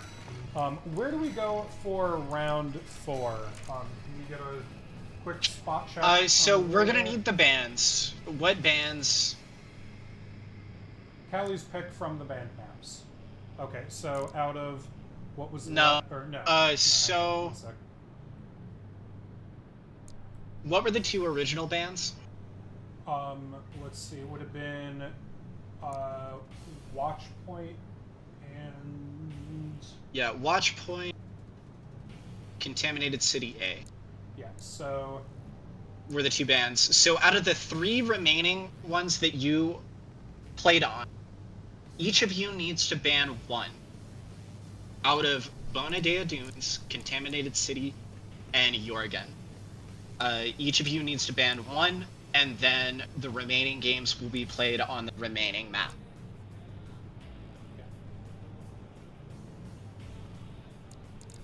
we waiting up for that. Just wanted to say hello to anybody who's joining us now. Welcome to the Armored Scrims exhibition or the ACE tournament. We are a Armored Core 6 Fires of Rubicon Discord server, primarily operating in North America. We run events and try our best to provide community for both the 1v1 and 3v3 community for Armored Core 6. If anyone has the game, is curious about getting the game, wants to learn more, hit us up. We're about to say, maybe I'm a little biased. I think we're pretty friendly, but we're just super hyped to get everyone who's interested into this game, seeing it played at such a high level, and the games tonight certainly have not disappointed. We've seen some really, really clutch plays here tonight. Okay, Calliope comes out with the Jorgen ban, unsurprising given how that last round went. So we're just waiting. Piss bans City B. So that means we're on to Watchpoint Bonadea. or Bonadea. No, Bonadea. Bonadea. Bonadea Dunes A. Also got an update that when you swap the alpha and beta. Yes, it's because I can't put their names. I will start having names be up Yeah. for that. In this case, Well, it messes with the overlay a little bit. yes, that's true. I will probably just leave them going forward. That is good to know. Thank you. Yeah. No worries. I meant to have the names. But It's a holdover from Teams, so that's on us. Remember, there's a little scuff, but it's getting better and better and better. Nah. Stick around. We'll show you some cool stuff we're cooking. All right, so we are now on game 4 here. Piss definitely looking to keep this set alive off the heels of that very commanding game on Jorgen. Although the last round played on Dunes, Calliope was really able to use the amount of space here. So Piss is going to have to bring his absolute A game if he wants to take this set. And we're off. And it's all about this approach. Yep. Okay, first Majestic goes wide, second Majestic goes also wide, goes wide. third Majestic goes And wide, the LCD goes wide. LCD goes wide, fourth Everything Majestic wide. goes wide, Clean. He's made the approach. So the uptime on this is going to be really tough. Piss is going to have to do his best to manage all the different uptimes. Beautiful, clean stagger extension from Calliope, though. Gets into that perfect position to kind of shift around and fire off those Majestics. Piss not letting her take it easy, though.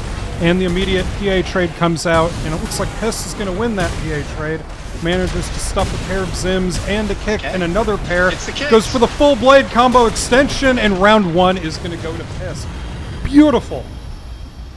Beautifully played on both sides. But you were right, that approach was big. Piss really trying to play in that downtime during the reloads of all of those different weapons that Calliope is bringing to the table here. Calliope, I would guess, definitely going to try to space a little bit harder this time around. Maybe try to play a little less aggressively. Yep, already seeing it. Trying to use those soups to force movement where they want Piss to be. Now on the run. Approach. Very clean. Sliding. Another solid skill shot. Tried to hold the Majestic. Piss was able to get that full blade combo. Super clean. We might be seeing both PAs still up. Yep. Calliope showing no signs of backing down. Still looking for those angles. Beautiful skill shot. Piss decides to go for the PA. Get away from the stagger war. Calliope needing to pop PA now. Manages to pull it. Piss probably looking for an out here. Beautiful. Nice. Although Calliope going immediately to try to dunk those Majestics, get whatever micro stagger, but they cannot get off the LCD. And Piss will be taking this to game 5. Adjustments are being made. Adjustments are being made. Where are we going round 5? Now, ball's in the opposite court. How can Callie adjust to the difference that Piss has made in his play, his approach? We're seeing that once Piss gets in that effective range, he's really unlocked. So we might need to see some additional repositioning from Callie's side. Yeah. Focusing a little bit more on watch point creating here, right? more space. No. It'll be the same map. Same map. Oh, I'm sorry. Yeah, for both. Please forgive me. My bad.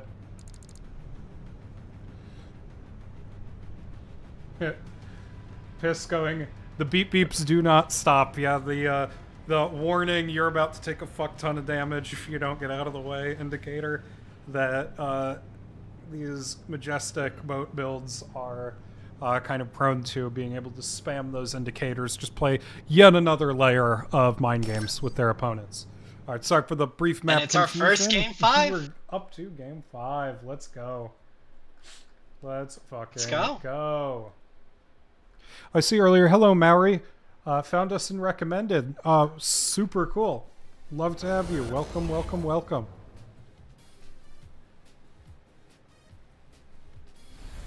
Welcome one, welcome all. We got good Armored Core 6 gaming for you. All right, so ball's in Callie's court. Absolutely. Can they make the adjustments? Can they mitigate Piss's approach? Maintain that distance. An interesting approach, staying lower to the ground. Actually going a little bit more aggressive. Interesting. Yeah. I think she's definitely trying to make those Majestics. Yeah, the Majestics have to travel less. Those Majestics can really burn PA, though. It looks like they've decided to let the PA go early. It's an interesting gambit. We'll see who it turns to favor. Looks like horizontal play is really what Callie's hoping for. Although the neutral LCD grabbing the stagger with no PA is huge. Callie definitely pushing hard. Oh, and was just waiting, trying to drop Piss in to let that LCD go close range. Round 1 goes to Calliope. Look, you want to get close? Let's get close. Absolutely. Immediately closes the gap at the beginning. Maintains their EN, staying on the ground, right? True. Wants to have as much EN on this initial engagement as possible. Oh, we might see some combat around what we call the lake house here. Super cool. Both of these players going to know exactly what they're doing. try to do whatever they can to break each other's lock-on. Particularly could be huge for Callie, able to land a clean LCD there. Piss dodging like crazy, trying to avoid taking too many of those Majestics in neutral. Gets a nice kick, goes for the extension, but miss. Can tell, did that blade miss? Hard to tell. And the PA is popped on Alpha side. Oh, it's going to be hard to come back. Another clean kick. Looking for those micro staggers. Calliope decides to pop PA. The question, though, Piss cannot reset. Goes on the combo of neutral LCD and Majestic, sends Game 2 in Callie's favor to button up the set. Oh, that was an awesome set. Loved that. Well played. Both sides. Really, so much really well adaptation. Clean adaptation. Thinking. Logical play. Just beautiful. By the end of a set like that, right? Both players getting a feel for what their opponent is trying to accomplish, their game plan, their approach, what they're looking to do, right? So they're at the end, Callie understanding, okay, I can win this stagger race if I just reposition little by little throughout, this close quarter engagement. I've just got to make sure that 2 Majestics land. That's going to give me a stagger. I can punish that, reposition a little bit, and just try to mitigate the kicks as much as possible, play with the verticality, and comes out on top. Absolutely. Yeah. Just really, really high-level play. So Calliope is going to advance as the winner of W3-2. We'll be going on to play Wandering Sock in our winner's bracket final, while I believe our next game is going to be a loser's bracket round 4. Will end up being Big Piss against Cradle. That's going to be an excellent match as well. We are really getting quite a treat today. So we'll reload really quick, make sure we're keeping up to date on everything. It looks like Comic Sans has defeated Arbiter to move on to the semifinal in loser's bracket.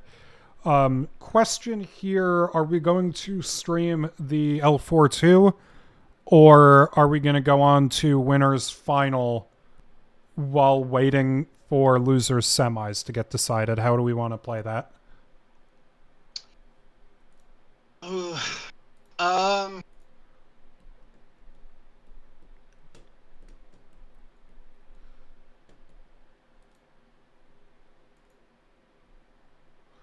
What do we think? So there's a couple different things that we could do. We can stream winner's bracket final, Sock versus Calliope. Callie. Mm-hmm. There we go. There's our update. Yeah, let's do this. Let's stream winner's bracket Calliope. final. So okay. Sock and Callie. Keyword cast. Yep. We'll get you into this one. We'll wait and then we will bounce down to L5-1 once we see the result of Piss against Cradle. So Comic's next match against the winner of L4-2 will be on stream as well. Cool. We are going to get Sock and Calliope up in here then for our next round of gameplay. Yeah, and then after this one, we'll be streaming losers L5-1, L6-1, and then we'll bounce back up. Very true. Yeah. All right. So let's see. Map bands, let us know where we're going to go for round 1. I'm going to disappear for 2 seconds here. I will be right back.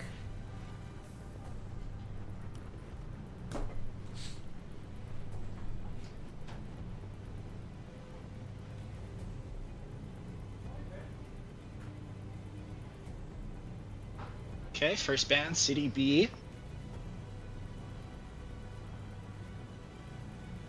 Yeah, and then we're seeing the Jorgen band from Cali. Makes a lot of sense. Makes a lot of sense.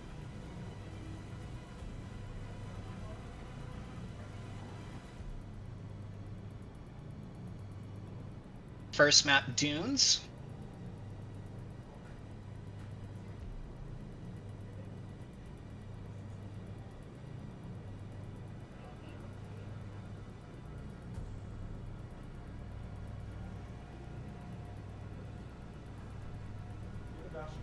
second map, watch, which would make the third map. All right, y'all. Sorry, I am back. Forgive me. Contaminated City A is the We are third map. Okay. We can tam A for first round. No. So, first map is going to be Dunes. Second map is Watch. Third map is City A. That works. Well, I am not going to screw around with alpha and beta so that we can keep track of our overlay. And with that, we've seen builds, we've seen games. All that's left to see is who's going on to Grands. Let's hit it. Start them up. Some differences in this match versus what we saw with Piss. We've got different booster selection. We do have a shield. The shield's going to be really now, interesting. Right? Now. So that's going to change the dynamics a lot. This offers Sock the ability to parry those Majestics, parry that LCD, right? We've got a lot of beeps. You know, reaction gameplay. Reaction gameplay, folks.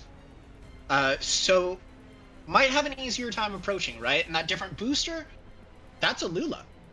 Some of the best QBs in the game, if not the best QBs in the game. I would probably argue, particularly on the ground, it gives you the best QB, particularly when you're paying attention and you're conscious of the weight of your ASE, which we know Sock absolutely is. Generator is going to be Ming Tang. Absolutely. Off the top of my head, I think it's a couple more capacity. A couple more as in a couple hundred more. And we're off. So not much difference there.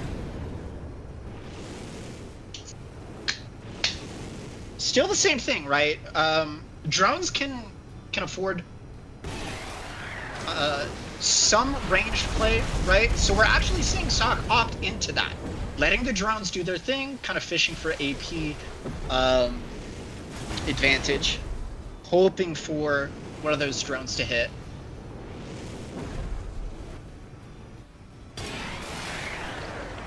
We like to see Our this slowest match of the night. calculated, careful play. It doesn't mean nothing's going on. The brain's calculating 1,000 miles a second here. The drones managed to take a bite out of Cali to open the AP lead in Sock's favor, managing to do beautiful neutral movement and avoid the LCD. But those Majestics eating an enormous amount of stagger. Both staggered at the same time, no clear winner in the punish. Sock pops their PA. Nice. Queen. Cali now on the PA. Sock on the back foot looking to retreat. Heads for the shell, trying to use that natural cover. Both PAs down. Huge stagger damage there. LCD charge is parried. Cali looking for those Majestic angles. Sock working 61 PS as hard as she can here. Needs a big play, going for the stagger extension, and the kick confirmed. Yeah, we see that shield value is paying dividends. Right? Mm-hmm. We do see Cali taking advantage of those AB startup frames, right? Yep. To sneak those Majestics in. And that's kind of the window that we're seeing get taken advantage of a lot of these times. Absolutely. I'd say, in fact, probably the hardest part here for Cali is going to be figuring out when that LCD can be let fly. Great approach from Sock. Pretty much limited to being used as a stagger punish or as a mix-up tool here, rather than the more consistent output she's able to use against Piss. Clean Majestic there, although the stagger war right now is still very much in favor of Sock despite clean skill shots. Sock really making use of very masterful stagger extensions here. Manages to pop PA. Cali still holding on to theirs, hoping for a later setup here. Yep. Pops it late. Sock is out. And that's going to mitigate all of this PA. Exactly. Lets it go. Reapproaches. YP lets the LCD go early, gets parried. Unfortunately, just wasn't able to find quite the right angle to let go of any of those massive skill shots. And that will be game one in favor of Wandering Sock.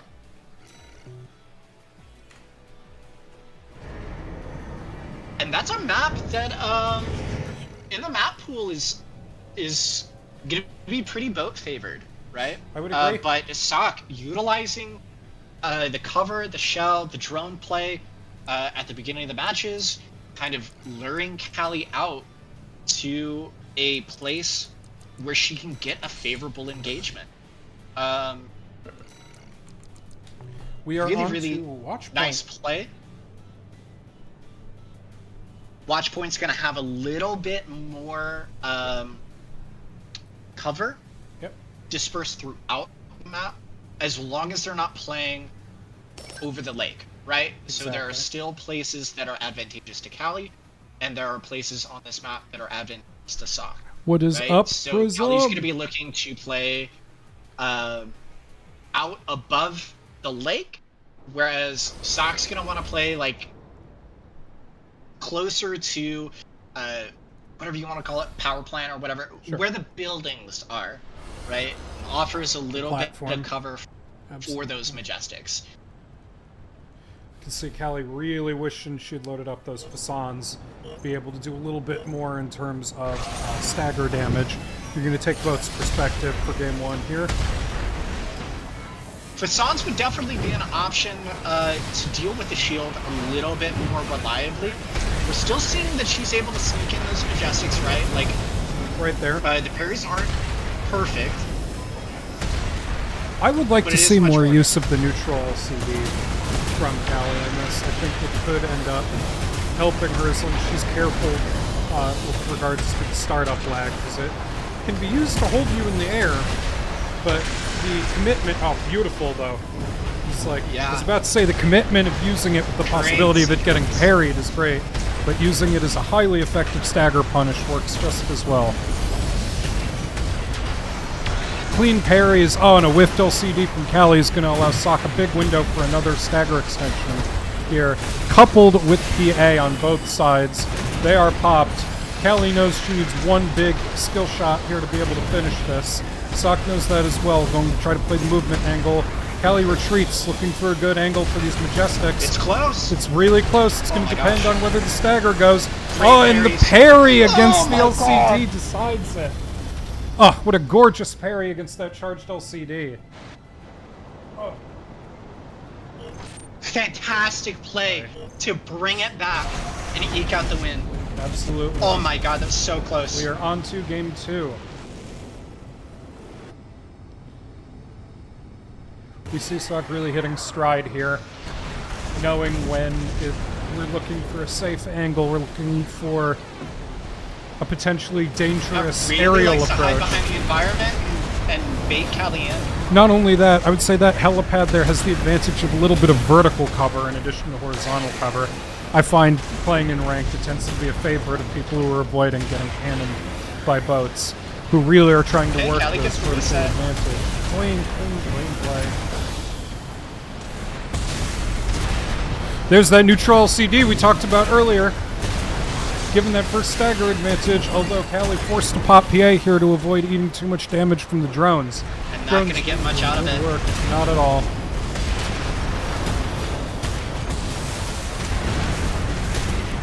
High stagger here on Sock.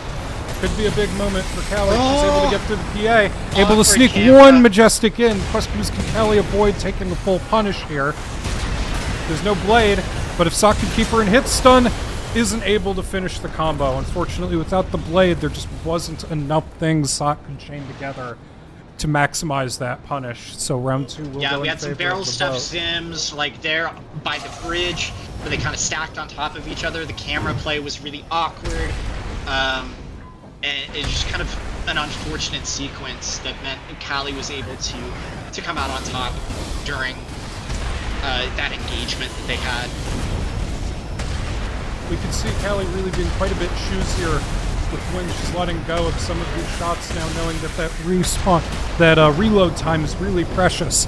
That downtime between LCDs, that downtime between those Majestics. Beautiful shot there, parried, looking for a quick engage. Callie deciding not to take the PA, to go full bore aggression. Got a really clean setup for Callie here, having that PA advantage. Gonna pop it now. Sock probably looking to get out as quickly as she can. Wants to burn as much of that PA as possible. Still going to have an uphill fight here. really clean, but not enough procs dead on the LCD. You can see the thought behind that. Very common with the talk about variant. Just really looking. She knows all she needs is neutral LCD. Yeah, that neutral shot. Yeah. Very Uncharged. Very Uncharged LCDs. Kali making those necessary adjustments. Uncharged LCDs. Repositioning a little bit better. So that is going to kind be... of mind gaming the shield a little bit. Adjusting to the cadence of Sock's shielding and parry timings. Where are we going to next? Sneak an extra majestic in there every now and then. Makes all the difference. Very true. Speaking of solid play here coming from Cali, we have a beautiful boating comment coming in from the one and only Pillager. Welcome, welcome, welcome. Glad to see such a respected ones player dropping in on us. Join us next time, Pillager. We'd love to see some more quad action up in this. We would love to see it. Yeah, this might also be the first official Armored Core tournament of 2026. If we haven't said Happy New Year to everybody, Happy New Year. Thank you for spending the start of your year doing what everyone should do, which is watching Armored Core 6 content. We'd love to see it. Pix dropping his swag. Where are we going for the next match here? I'm sorry. So last one's going to be City A. City A. Thank you. I think Hooli's definitely on it with these rules here. I'm just trying my best to push the right buttons. All right. Let's kick round 3 off. Start them up, everybody.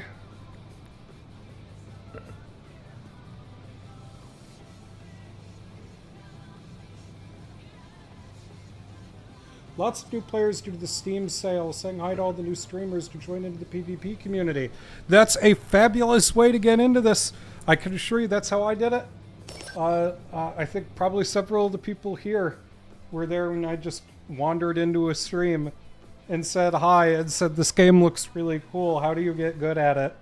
And everyone was like, here are Discords. Here are the people to talk to. Here are builds. It's a super welcoming community. And we're always looking for more people who love From's best in mech fighting action. So stick around. Join our Discord if you haven't yet. We've got our welcome link in the bottom left corner of our stream here. We are always accepting new people. I think we just hit our milestone of 350 members of the server the other day, which is a wonderful way to start 2026. And with lots that, of new faces, lots of new faces. Gotta love it. And we are in here on game 3. Definitely going to see some great cover play here. Particularly, I think from Sock, who's really going to try to work every angle she can to avoid eating too many of these Majestics. Callie going hyper aggressive there, going for the boat crash. Great sneak, great parries. And gets the stagger. Very clean. Can she get away? She's looking like that There's reset's going to happen. Beautiful. A really, really great first engage here. Callie looking for angles here. Staying away. Callie's Doing a sneaking great Majestics job getting away from these drones. Oh, the LCD almost lands. Oh, the LCD's hit behind the cover. Oh, I feel that. I know what's going through Callie's Still head ends is, up getting the if those reset, were facades, I would have gotten that proc net. She's going though, she's still working those angles, wondering whether or not Sock's going to go for the full punch. Manages to get a beautiful extend, and the drones finish it off. Just beautiful zoning. You know, I was amazed. Great discipline and patience to get the extension and the kick. It was super That's clean. something that a lot of players would fumble. Yeah. Seeing that whole thing played in that corner, too, I think definitely played to Sock's advantage. I think Callie spending some time on the ground here, I think having a good hard think of how to avoid a repeat. I think they know that they're really going to have to do their best to play the mind game, flush her out of cover. Ooh! Sock changes her mind, suits. gets back behind cover. Little hit and run action there, kind of brings stagger up on both sides. Nice aerial QB, avoids the Majestic. Callie continuing to work those neutral LCDs. Gets the kick! Clean. Oh, so Sock much damage pops coming PA. And that's going to be the PA. Yep. Sock disengages. Kelly knows that Let's that's the mitigate play this here, value. though. Looking for it. I think she's more concerned with where the firing angle is going to be when she gets out of it. She has AP lead. She does. Clean. Another beautifully timed shot. Sock barely manages to avoid getting hit by the charged LCD. Doesn't even need to worry about parrying. Keeps that shield uptime high. Good parry. Callie landing all of these shots, but unfortunately Sock is just 2 steps ahead with the mind game here. And the drones are going to seal the deal for game 3. Is going to go in favor of Wandering Sock. Yeah, okay. Beautiful patience and discipline around all of this cover. And good understanding of when she has the advantage, of course, talking about Sock. Callie making those adjustments, though. Like, trying to play a little bit more aggressive, not let Sock, you know, go down the step 1, step 2, step 3 of her game plan, right, that she has for this matchup. Absolutely. And you can see that unfolding. Cleanly played. All right, where do we hit for our next game?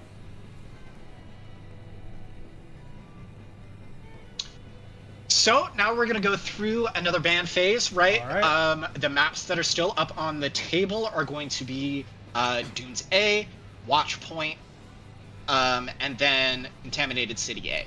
So each player is going to ban one from.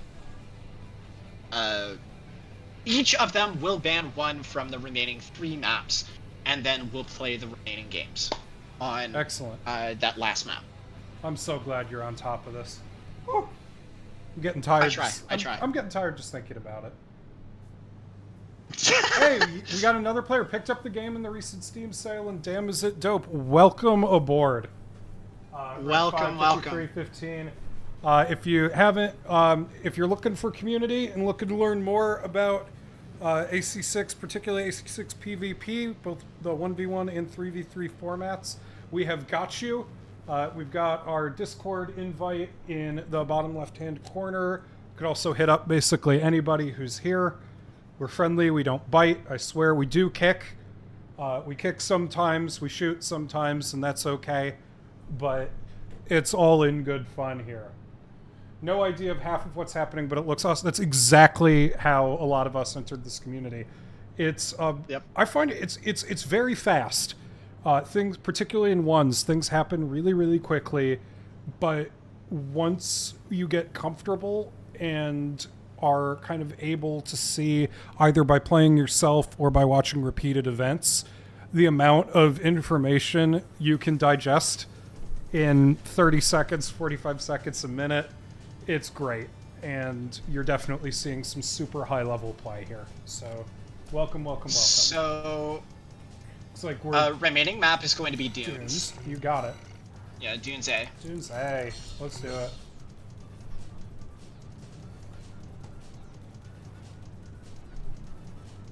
When it comes to AC6 PvP, there's just not much like it.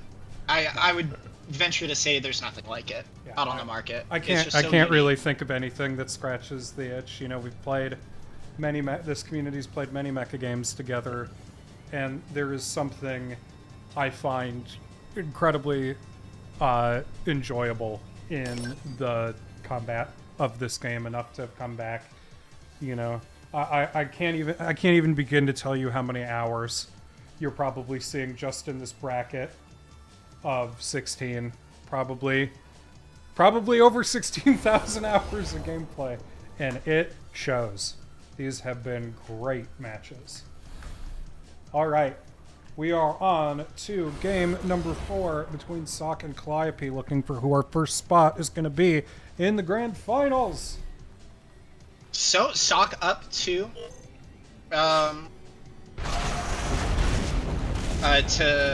Callie's 1 on maps. Looking to bundle this up. Probably going to see slightly more cautious play. We'll see how this goes. The drones and the Sock going under the shell again. Good shit. Callie might not know where that angle's coming from. Sneaks up. Clean hit and run. Gets the parries. Sock. LCD gets through though. Majestic gets through as well. Callie doing a great job of dodging most of these drones in neutral. Stagger. There's the extension. There's the full extension. The Zim combo into the PA to avoid taking too much damage. Beautiful. And even one more kick. Rather risky to throw that at the end, but is able to also start burning the PA. Playing around this shell. Using the cover. Very smart. Callie lets the LCD fly a little wide. Another kick extension here. It looks like Suck may be able to tag this up and take round one. Yeah, so right now, these approaches, right? How these are starting. Callie's maybe needs to find a little bit different angle while approaching the shell.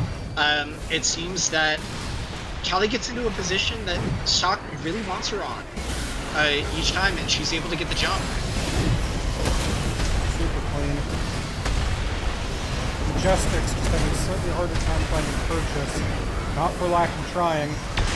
Smoking in the hole, very smart strategy there from Callie, but the parrying is it's the extension, additional kick, over. So much damage. That's that same combo from last round, really playing in Sock's favor. Callie again looks like caught on a red line as a result from that NGI 000 and is not able to capitalize on that PA. Again, that LCD looking mighty threatening. Sock understanding she has AP lead, but takes the engagement. Well, I'd be finding purchase for a lot of these shots. Fortunately, the PS1 doing enormous work here on Alpha side. It's really who gets the stagger here. Stagger it's high so both sides. Oh, clean Majestic, but Calliope is not going to be able to take it from Suck. Can't get the kick, not the extension. And phase 2, Calliope clinches it and manages to stay in. The unfortunate stagger on Callie for Sock meant that she wasn't able to get that combo off. Super clean. Gives Callie another opportunity and she takes advantage of it. Gets the win. We're now 1-1 on this map. Absolutely. Callie's still in it. Definitely not going down without a fight. Absolutely not. We've seen a dominant performance from her today. She's not ready to give up yet. Sock makes the approach. Doesn't get much. I think these hit and runs... But these hit and runs set up these drones beautifully. The spacing that these drones, this is basically the zoning that she's able to get from the laser drones on the right shoulder here. She's established really, AP lead, right? Yeah. So she's in control. Burning clock. But trying to come out. Oh, Callie read that hard, but Sock was on it too. Clean. Beautiful reads. Beautiful offensive read from Sock. Beautiful defensive read from Callie. Lane, we can see Callie continuing to look for angles when that shield's down to get those Majestics. Oh, the laser drone's just doing so much for Sock and forces the PA. Playing around the cover well. Super clean. She's going in, sees the PA's going down. We might be seeing a game that could be played for AP lead rather than a kill here. Well, 45 seconds left on this match. Callie got the Majestic! Callie gets a beautiful micro stagger, and the question is, can Sock follow up and get it back? But the drones are the homies! There's the extension, there's the double shot, and the PA. That might be enough. That might be enough. Callie's gonna have to run for her damn life, but it's not enough. Oh, beautifully played, guys. GG's all around. But that is going to end our winner's final match here in favor of Wandering Sock.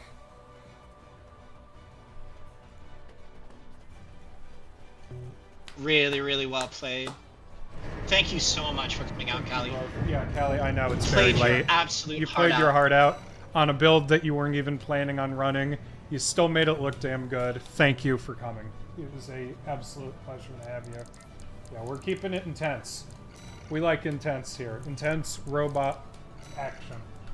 Alright, so with that, I think it is high time we give everyone a bracket update. I don't know about you.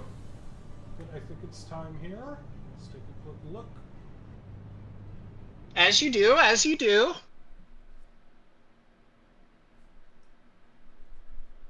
All right, and here we are. So we are now into our first person in our winner's grand final will be Wandering Sock. And if Calliope is done playing for the night, I believe how that's going to work is whoever wins this next round between Comic Sans and Big Piss is going to buy directly into the grand final. Because L6 1 will end in forfeit, which is totally fine. So theoretically, this is no longer losers semis. This is losers finals. So we're going to invite Comic Sans and Big Piss into the lobby, keyword cast, uppercase, and we are going to get on with our last game before grand finals. All right, y'all. Hold up 1 second. We're going to get everybody's map choices in. Check your bands and your picks, and we are back in it. I'm going to just show the builds again for, I know we have a couple of people who joined a little later. Yeah, we've got some new viewers. Newer to the game as well. Armored Core build crafting, mech crafting is a huge part. Battles can be won and lost entirely in the garage, is the kind of verbiage we'd use. And what you're going to see in this particular match happens to be two relatively similar builds that both see quite a bit of play at high levels in Armored Core 1v1s. So from Comic here, we are seeing what we refer to as Zim Shield. Zim standing for the Zimmerman shotguns, which have been a staple basically since the release of the game. They have incredible stopping power, good range, really strong poke tools, high stagger. I mean, you could write a laundry list of all the wonderful things about Zims. And this left shoulder weapon here, PV, is actually Pulse Buckler, which is one of the shielding options that allows you to perform parries. That's really good for stopping things like Zimmermans and cannons, as we saw from Cali last time, as well as those laser drones we also saw in last match as a potent damage source and zoning tool. Piss is running what we refer to as a Zim melee build. That left shoulder weapon is the butt blade, or the BUTTA blade. It is the melee weapon the game starts you out with. It's also one of the best melee weapons in the entire game. It's a very, very aggressive CQC build, and also has a source of consistent chip damage from this right shoulder weapon, which is Huxley. It's essentially a drone that follows you and shoots ballistic bullets at a target. So that's just a quick overview. Thank you guys, I know, for the veterans. I'm going over again and again, but we really want to try to keep this event friendly to players new and old, high level, low level, just anything we can get. So right now I'm going to go ahead. I just realized I need to wipe the winning pips really quick. And I think after that we are just here for City A is where our first match is going to be. All right. And then Dunes. The tried and true. Yep. Hang on, guys. One's Don't. classic and Not favorite. ready up yet. I think it's Comic is alpha and Piss is beta here, right? Triple check in there. Yes, Comic alpha, Yeah. Piss beta. All right. And with that, start your engines. Let's do it. GLHF. Kind of reiterating some dynamics to expect to see. Comic with the shield, definitely looking to utilize that Pulse Buckler to be able to mitigate some of the aggression that Piss is going to be coming into this matchup with, looking to parry those Zimmermans, mitigate that stagger, kind of eke out some advantages in that stagger race, both CQC or close quarters combat builds. And then utilizing the RJs to get those kicks, some of those ground QB movements to further mitigate the aggression that Piss is coming in with. Piss coming in, no chill, Zimmermans, Huxleys. He wants to get in there and shove all of that down your throat as quickly as humanly possible. But, he's going to have to respect these kicks. And we see a bloody CQC fight exactly as we expected. Now Comic's going to use that pulse buckler and those RJ kicks to try to position himself as best as he can. The PA comes out on Comic's side and then immediately on Piss. Very clean. The biped kick is absorbed by the pulse buckler. Oh, and a clean kick there from Comic. Although Piss is able to catch that stagger and is able to punish with the blade follow-up. Can't quite QB out of the follow-up Zims. Round 2, switching to Piss's perspective. And you see again. Closing the gap quickly. Gonna AV around this building. Nice. A great hit-and-run surprise. The kick falls a little short for Comic, giving Piss major advantage in that first stagger war. The second blade in that combo is absorbed by the pulse armor coming from Comic. Kind of hard to tell if these kicks are landing a little bit in the latency, but Piss kind of looking for an angle here, while Comic using his best vertical movement to try to throw off Piss's FCS. Piss, however, is not cowed and manages to land a clean blade to take game 1 with a straight set. Yeah, that opening salvo catches Comic by surprise, coming around the building, lands both Zimmermans that Comic wasn't ready to parry, and it just gives that much of an advantage that kind of sets up the rest of that match to kind of flow in Piss's favor, right? So those opening engagements really, really important. Absolutely. So Bonadea Dunes is going to be a map that Piss is not going to be able to get those as reliably then. Yep. So we're going to see if Comic can make a few tweaks, few adjustments to his play. Right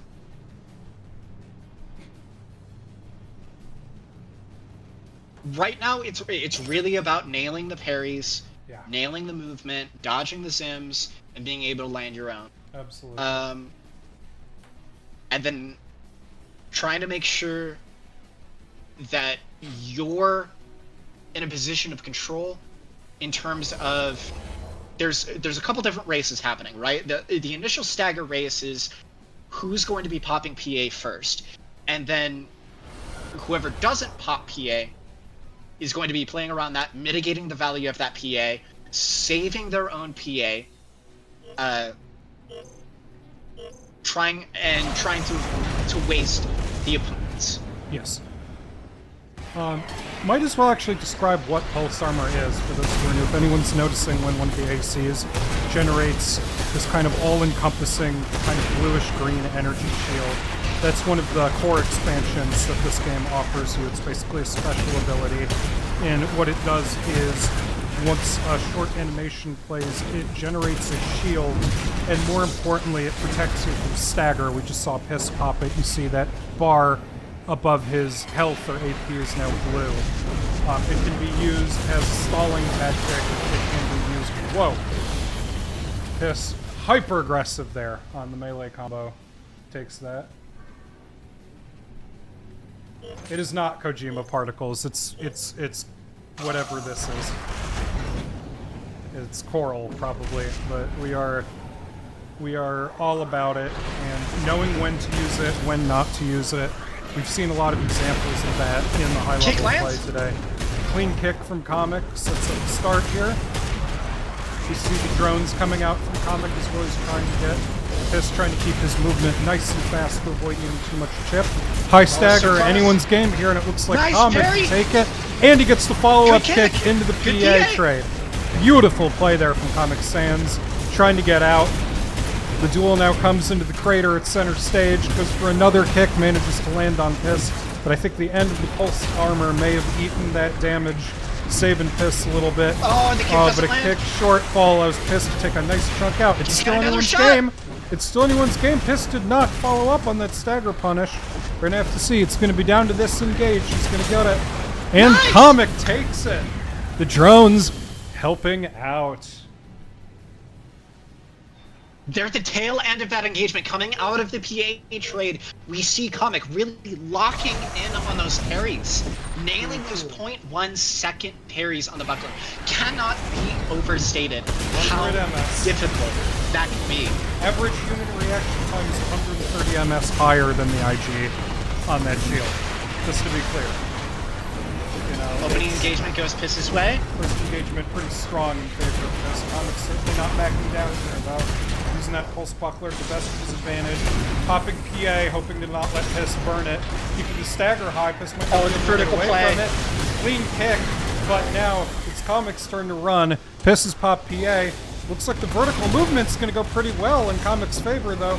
Vertical movement is really good for both players. Big kick there, whips fly. Big whiffs up. For Comic. Question is here, can he good parry? Parries. Good parries! Parry! Oh, but Piss manages to land one more round of Zims, and that's going to button up game one in favor of Piss. Beautifully played on both sides.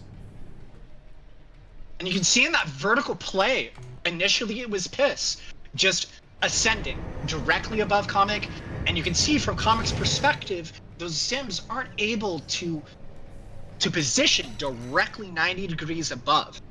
Exactly. And able to avoid a lot of that damage, and then you see Comic respond identically. Yeah. After Piss runs out of EN, drops below, but incredibly close match there. It's really clean. It's not the end, though. And Comic is indicating he is ready. Let's go. Let's see how ready everyone is. City B. Wide open map, not much cover to play. Lots of opportunity for good aerial shenanigans. Haley did point this out, and I do want to stress it.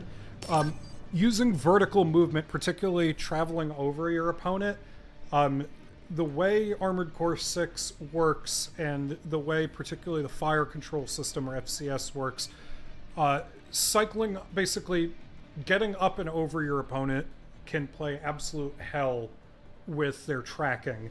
And you're seeing players execute these pretty strategic maneuvers to basically hop over, particularly Comic, given that those reverse joint legs allow him to do the kind of floaty frog jump-like movement over a Piss. And he used it to great advantage when they were kind of dueling up against the wall on dunes. Sure. Pillager, the master of cover himself, would like to know CDB cover is real. Just have to use AP lead to force it. He is absolutely right. Question range. You see them utilizing it right now. Beautiful. Comic gets good Zims. Good parries. Clean. Good parries. Beautiful. And the kick into the drone. Great PA. It's a solid opening. Comic cheesing it. Wants to burn as much of Piss's pulse armor as possible. Pulse armor Burns is it. over. Good parries again. Damage. Clean drones. Piss gonna take a huge chunk out of Comic here. And the extension was just beautiful. Almost 2/3 of Comic's AP bar gone in a single combo. That's the danger of a Zimbil 8 The build. power that Butterblade packs, right? You land that stagger punish, that's half of Comics. And they give that to you at the start. Round one, wake your dog up. Parries are coming through. It's all about who can get that first stagger. Again, that butt blade's absolutely Piss comes through. massive. Comic goes for a risky kick. Piss goes for the melee cancel. Comic short falls a kick there. And unfortunately, it's just a little too late with the pulse buckler, giving Piss game 3 and advancing. Really well played. You should probably explain yeah, Huli, why don't you take this, actually? Ibo's recommending that we explain what a stagger extension is to a new player. That's totally fair. So certain weapons within the game have a property attached to them that isn't explicitly stated throughout the game. Off the top of my head, it would be very hard for me to list every single one of them off, but it's generally shotguns, I think some bazookas, but what you're seeing tonight is going to be the Zimmermans, right? So there is a property attached to the Zimmerman where once the stagger is achieved, you can fire one Zimmerman. You'll see an animation play out on the opponent when that Zimmerman shot lands. That continues the stagger. And on the receiving end, you are unable to quick boost, maneuver, anything like that. It simply does literally what is stated. It extends the stagger, right? And what this can do is line up additional punish for that stagger. You're also going to receive that direct hit damage as well that stagger gives you, all throughout that extension. Hopefully that explains it fairly well. It'd probably be pretty easy to look up like a full list of all of the weapons that give that to you. But for example, like this is something Zimmerman's can do. However, a laser rifle would not be able to achieve this. Well, the charged shot would be able to achieve it, I guess. All right, so I want to get in here for a second. Sorry, I'm gonna take over the show for a moment here. With the disqualification of Calliope, that's an automatic bye for Piss to go into Grand Final. So in a moment, we are going to go ahead with our Grand Final match, which is going to be a best of 5 between Wandering Sock and Big Piss.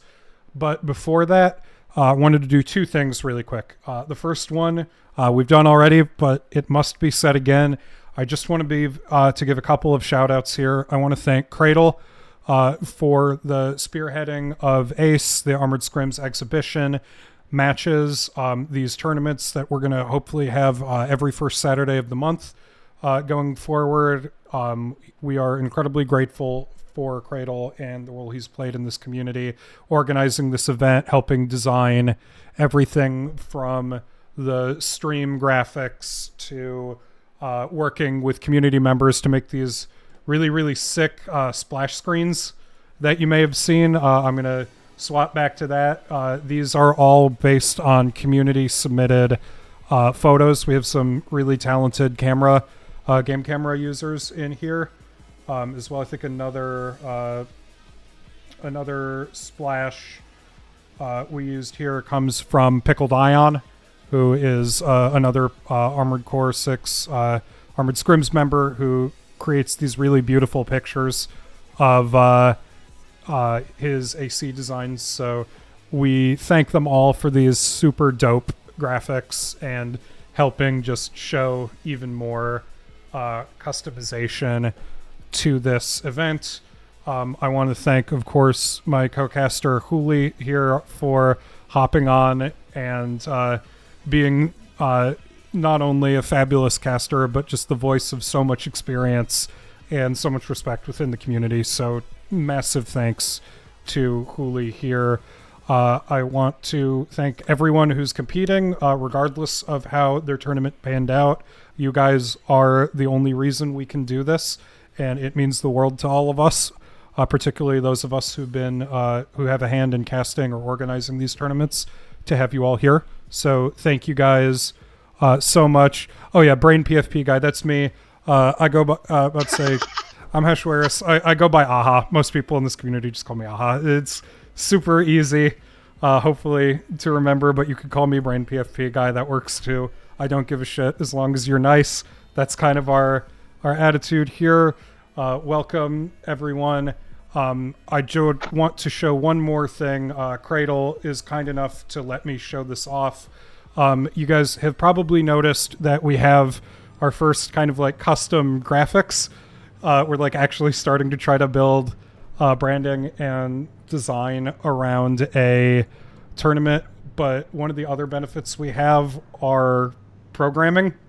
And so what I want to briefly show here is I'm going to show a sneak preview of something that I've been cooking up with Cradle here. And what this is that you're about to see on screen, you'll see essentially this just looks like a still from a 3v3s match that was recorded a long time ago.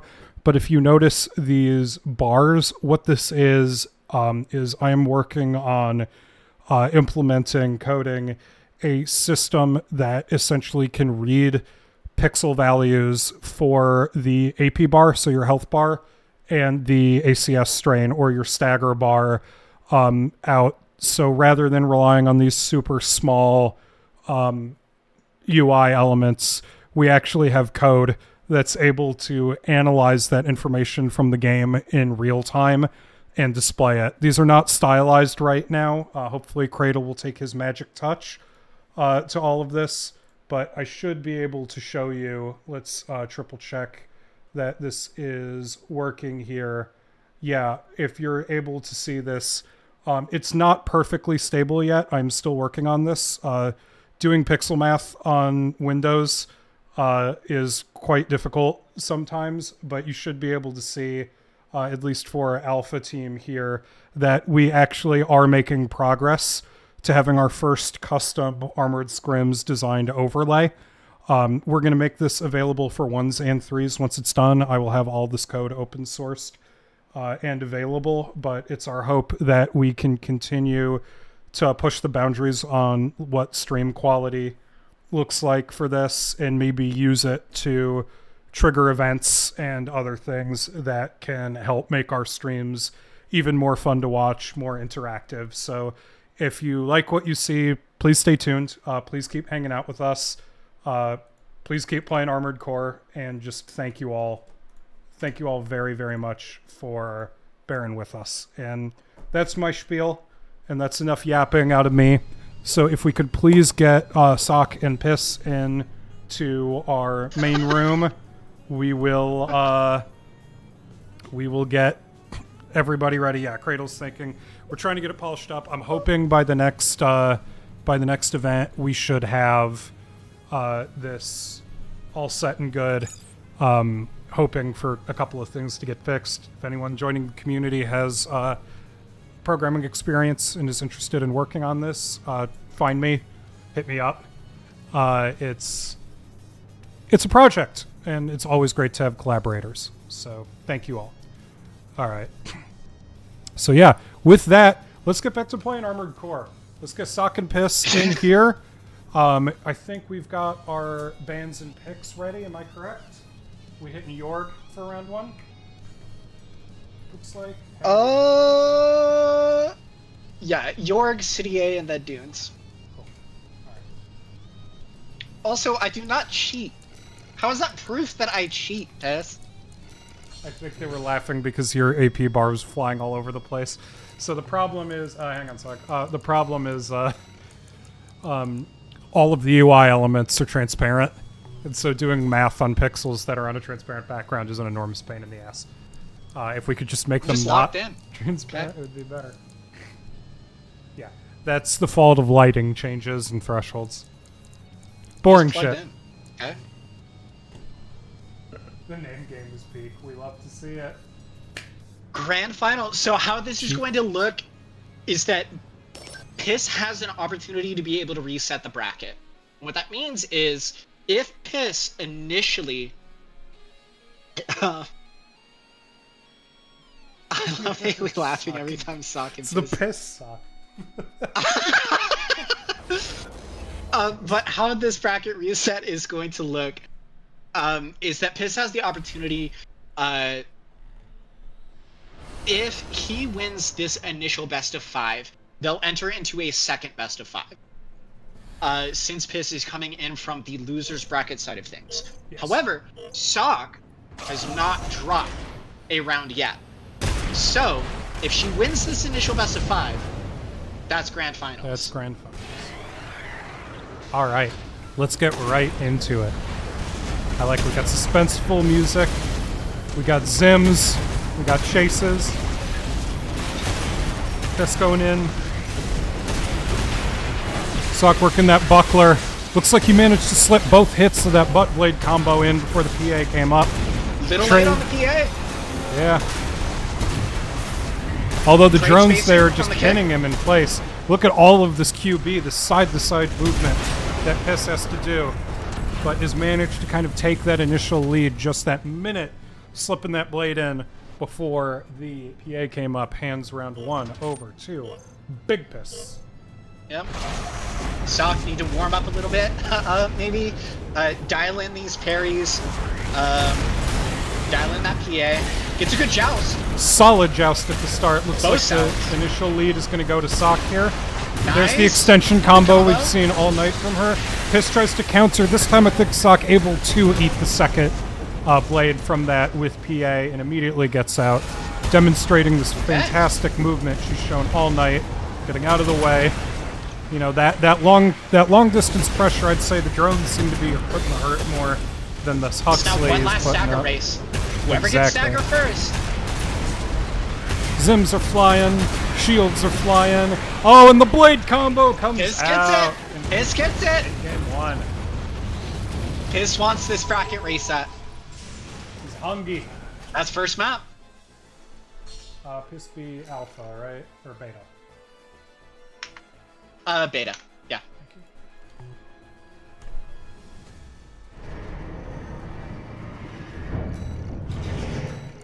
Alright, where are we going round two? Round 2 is going to be City A.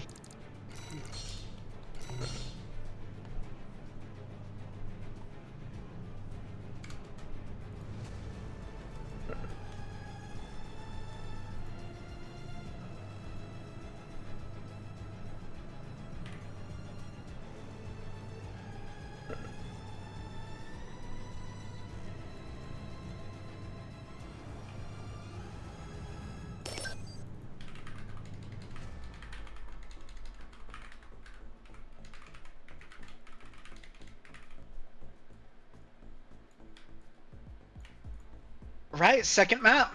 Let's see. Oh. Adjustments need to be made on Sock's side of things. We'll see if she's able to kind of soak this aggression that Piss is coming in with. Utilize that shield to her advantage. That movement we've been seeing all night.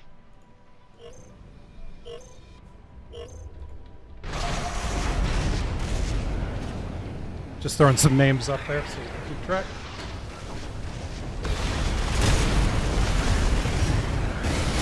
Good joust from both sides. Very clean. No kicks there, they just went straight through each other. Oh, beautiful play there from Sock with the extension. Knows the blade is coming, trying to be faster on the PA. Not bad. That PA trade, this is a dead even match right now. Both whip kicks. Beautiful cover play, Sock doing her best to get that vertical. Nice Clean kick. kick! That might be it. With the extension, Sock Oh takes my that. god! Beautiful combo play. The kick at the end hitting from Kentucky. True, true, true. Around the bend.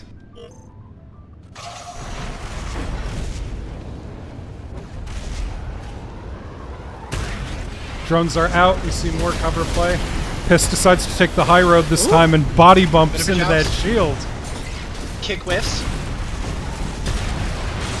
Clean blade. Parry that. Piss manages to fit both blades in before the shield comes up. Beautiful. That seems to be such an incredible level of skill expression we're seeing here, and being able to read that PA startup animation. Beautiful. Good parries, good joust. Clean. Doesn't quite sneak out that stagger there at the end. Piss picks up a round. We're now 1-1. On game one, or game two, sorry. Game two. We do not spread misinformation on the internet. Some organ music going. Okay. Drones it out. Playing this a little bit slower.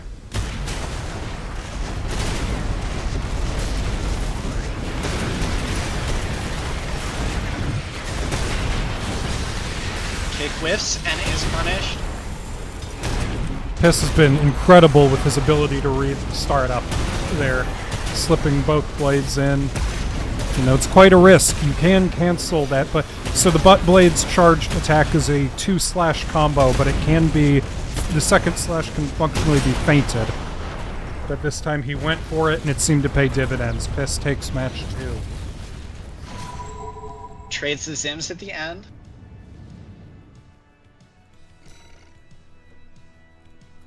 Man is hungry for that reset. Playing very confident. Where are we now? Third map's gonna be Dunes.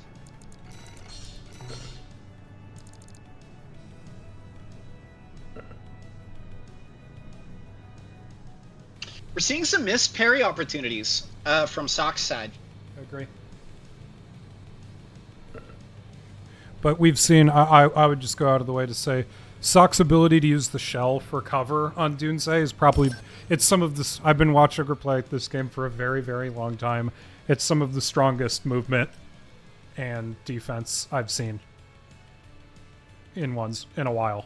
The cover play has been really, really, really strong on this map. I think Piss is going to have his work cut out for him, trying to make sure he can stay in that CQC range and avoid the ability for Suck to be able to utilize that movement. Those Alula QBs ducking in and out of cover. See how this opening engagement goes. Absolutely. Should expect to see the drones come out. Piss coming up and over the shell. Playing a little bit out in the open. Playing the kick is deflected by Pulse. Drones are out again. Drones First are out. stagger is in favor of Extension. Sock. Extension lands. Very clean. This time PAing a little earlier. Clean indeed. Learning from that earlier match. Wow. Although the PA is burned quickly, Sock is still able to use that movement we discussed earlier. Piss is hungry for it, though, and the parry a Doesn't little parry late. the kick, though. Does parry the blade. There's the stagger. Crucial. Can Piss Blade's not gonna capitalize? be there. Next stagger is going to take it. Oh, beautiful cover play there from Piss, but that's going to be round Nice. 1 for Sock. Well played. Ooh, bit of a misplay on Piss's side. I think so. Going for that neutral blade, not utilizing it for the punish, didn't have it.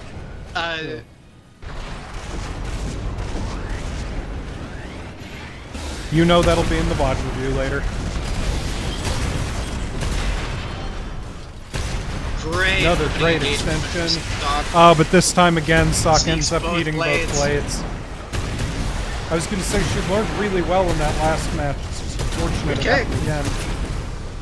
Good parries. Clean. You can see that shield coming out again and again. Piss really hoping for the mind game angle here. Oh! Piss manages to take game Doesn't 2. quite get the in kick. Last engage.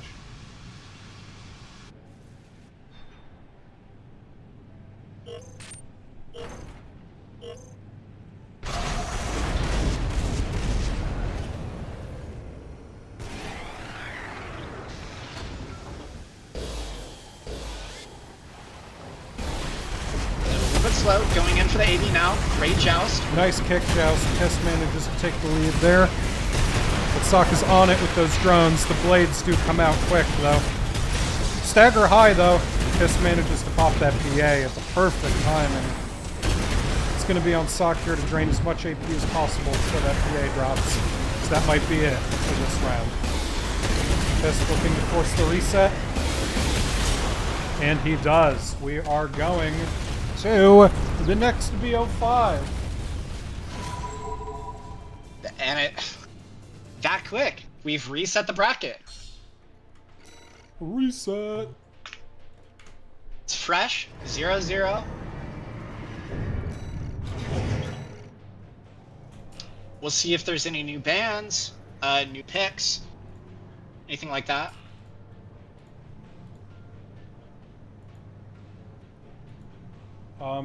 I don't know why they've Why left. did they drop? Okay, they're coming back. They want to make a grand entrance. I respect that.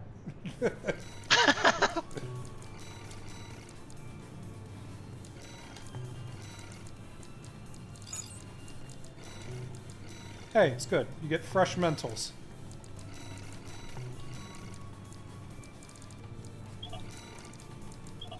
Yeah, definitely an opportunity to take a breath. Yeah.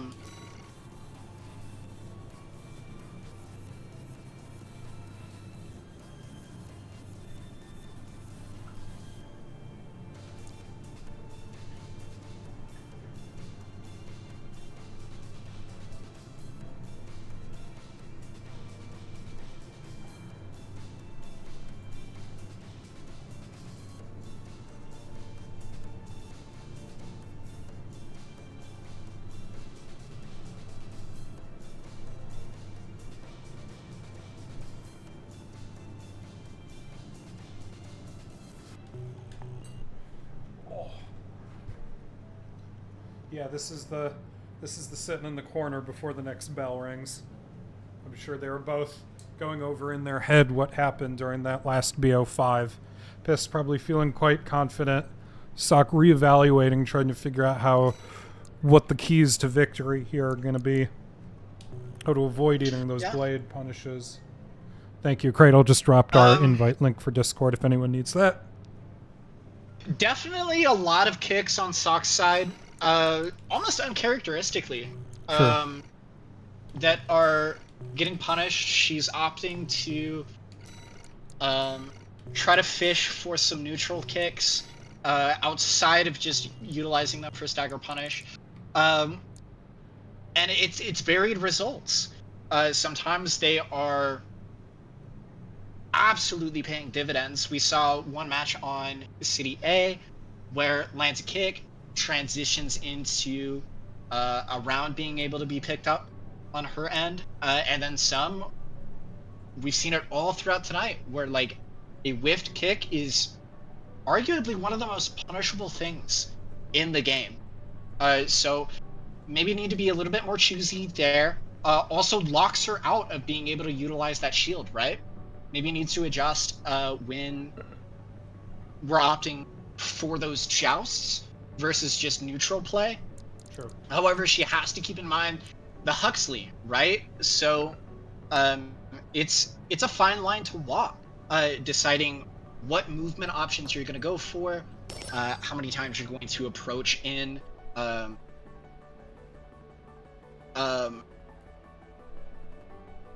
AB, and when you're going to opt for the shielding, right? Another thing that we're seeing is Piss reliably being able to sneak both blade swings in before PA is getting popped, so incredible. Might need to evaluate when we're pressing that button. True.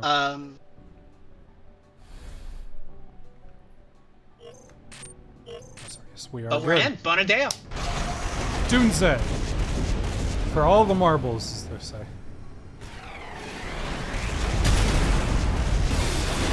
Initial joust.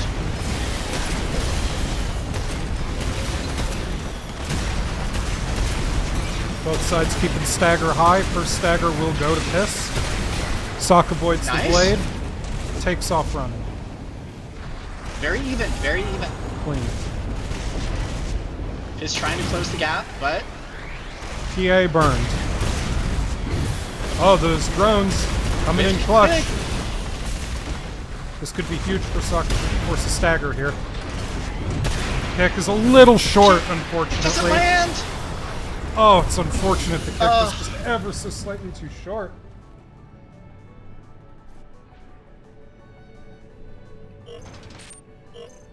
Beautiful. It's one moment can change the entire trajectory of the fight. Drive-by goes in favor of Sock. Clean opening. Beautiful opening. The kicks aren't landing though. Good PA. PA trade is up. Just looking for the Hux to be able to put out a little bit of that extra PA. Now we have the cinematic joust on the lake. Oh, big potential here for Piss to be able to get a stagger. Does the blade reach? But it's not going to be enough. She's still up. Sock is going to be able to take it. Not enough damage. 1-1.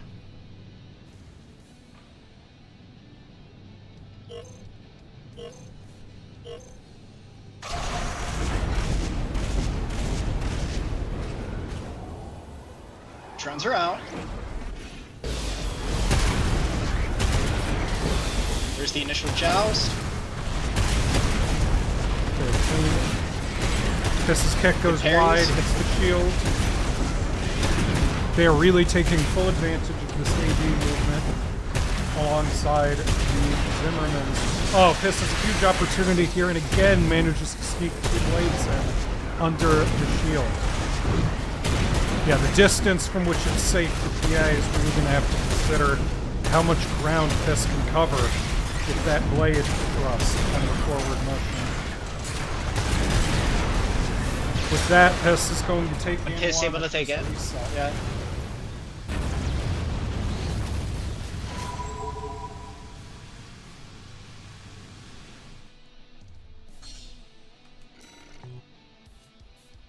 Oh, that's a good question. So, Rimfire asks, are Zims an absolute must at high-level combat? No. No. Not every... You will see Zimmerman-based builds are very prominent in the meta, particularly for ones, as well as the 3v3 format. But that does not mean if you don't have Zimmermans, you're not playing an appropriate build. There were lots of other builds, and we'll link the Autonomal site, which will show you every build that was entered. Not everyone is running Zimmermans. You can also go to the top 100 in the rankings, and you'll see while there are a lot of people running Zim-based builds, it doesn't necessarily mean that they're the only good option. They're very powerful. They're as powerful as a heavy shotgun with decent range you would imagine it would be in any shooting game. Yeah. Yeah, Lulu's saying only one pair of Zims in top 10 right now.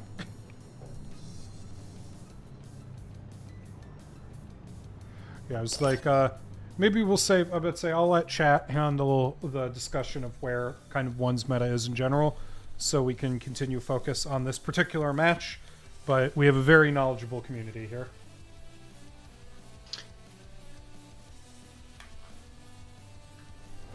We are on to game 2 on City A.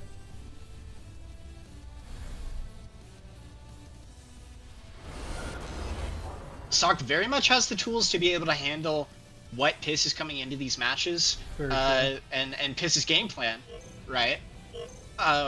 So we just have to see if she can lock it in, particularly these kicks.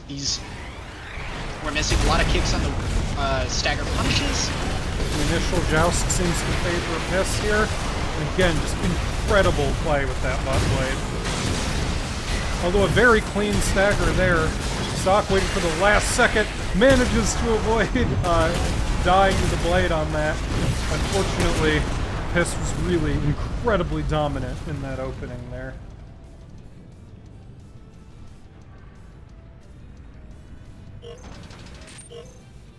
Takes us to round 2.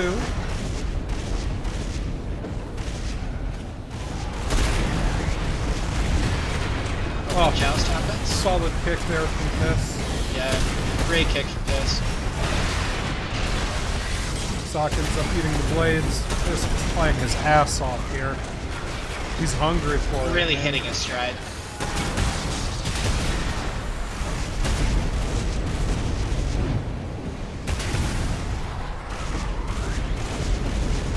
Incredible use of his cover there. Great, there. And that's Yeah. it. Yeah. Doesn't have the damage to follow up. That will be game 2.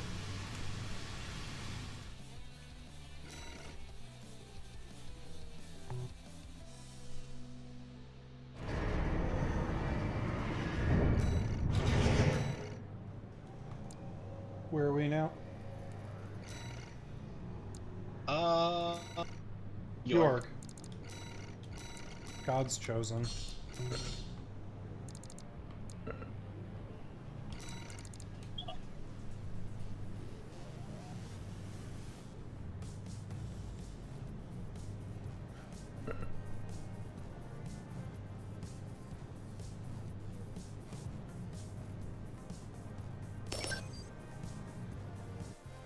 I think these matches are really a testament to how Piss's build is able to position the opponent in a kind of checkmate scenario right at the gate, even before the initial PA. If those blades come through, if that initial stagger comes through, he's trading the PAs back and forth. Absolutely. He's still in this significant advantage. It's an enormous amount of upfront damage for any build to have to deal with. And that shield is incredibly helpful, but there's a limit to how much it can take. It's not invulnerability.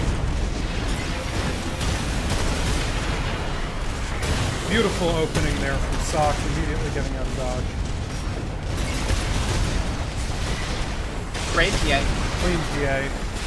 No blade there. Went straight for cover. She's down, but she is Good cover not play. out. Great cover play. Big AP lead now. favor. It's going to come down to this next engage. Super clean. Good shielding. And with the stagger, that's going to be round one to stop. Nice. We're shoring up those parries, getting that timing down, adjusting to Piss's play, utilizing the cover, going back to what has worked for her throughout this entire tournament thus far. Exactly. Another solid opening. Great kick. On both sides. There's the extension. Nice. Good decision. Piss is looking for an angle here, manages to catch the Zims, but he's definitely needing to play a little bit more game in terms of chasing. That SPD booster is coming in handy, but Sock's still able to land fabulous extensions. Gets the distance. Here. No PA has been popped yet. Really nice. Round. Now we go to the playing by the Huxleys really well. She's doing a good job keeping that stagger high though. Clean. Great. A little slow. PA comes out on both sides. Piss takes a swipe with the blade, manages to burn that PA early. PA is now gone on both sides. Great Super clean. One shot will finish, and game 3 goes in favor of Wandering Sock. Finding her stride again. We're seeing that like almost hit and run strategy that she was taking with Callie a little bit. Absolutely. Right? Definitely. I definitely agree, Lulu. When Sock plays patient, she wins. And I think Piss's style of play can kind of demand caution. Like, if you want to really skirmish with it, it's so high pace. The Huxleys are coming out, the consistent AB coming in, the high stability attached to his build, right? Absolutely. It's all about this, like, how do you soak it all, right? It's very hard to match that. It's very hard to match that pacing. So you kind of have to deny the pacing a little bit. You have to figure out and maneuver yourself in ways that kind of snatch that pacing of the match back into your court so that you have control over how the cadence of the match is going. And we definitely see in Jorgen that she, Sock, found that stride and found how to kind of take hold of the pacing. So we'll see if she can maintain that. Looks like we are back to Jorgen for game number 4. This is going to be a good one. We'll see how this affects the mental. Piss knows he's 2 wins, 2 games away from locking this tournament up. Sock wanting to force that game 5 at any rate possible. See what this is going to do to play styles. We're going to see. Are we going to see a little bit of second order thinking, the trying to guess how your opponent's going to play based on what they think? We're going to see. And in the opening game, Zims fly. That kick offered enough opportunity for her to be able to parry the blades. It was clean. And Piss made the still decision not to commit to the second one. PA is up. Piss getting a little caught onto the platform. That could be damaging. Okay, looks like Piss managed to reset here. Clean play. Huxleys and drones pushing damage out. It's going to be on stagger. Piss gets a clean start, but there's a huge opportunity for an extension here. Great patience! Oh! By a single so round close. to Zims. Piss takes round 1. This could be it, ladies and gentlemen. Let's see.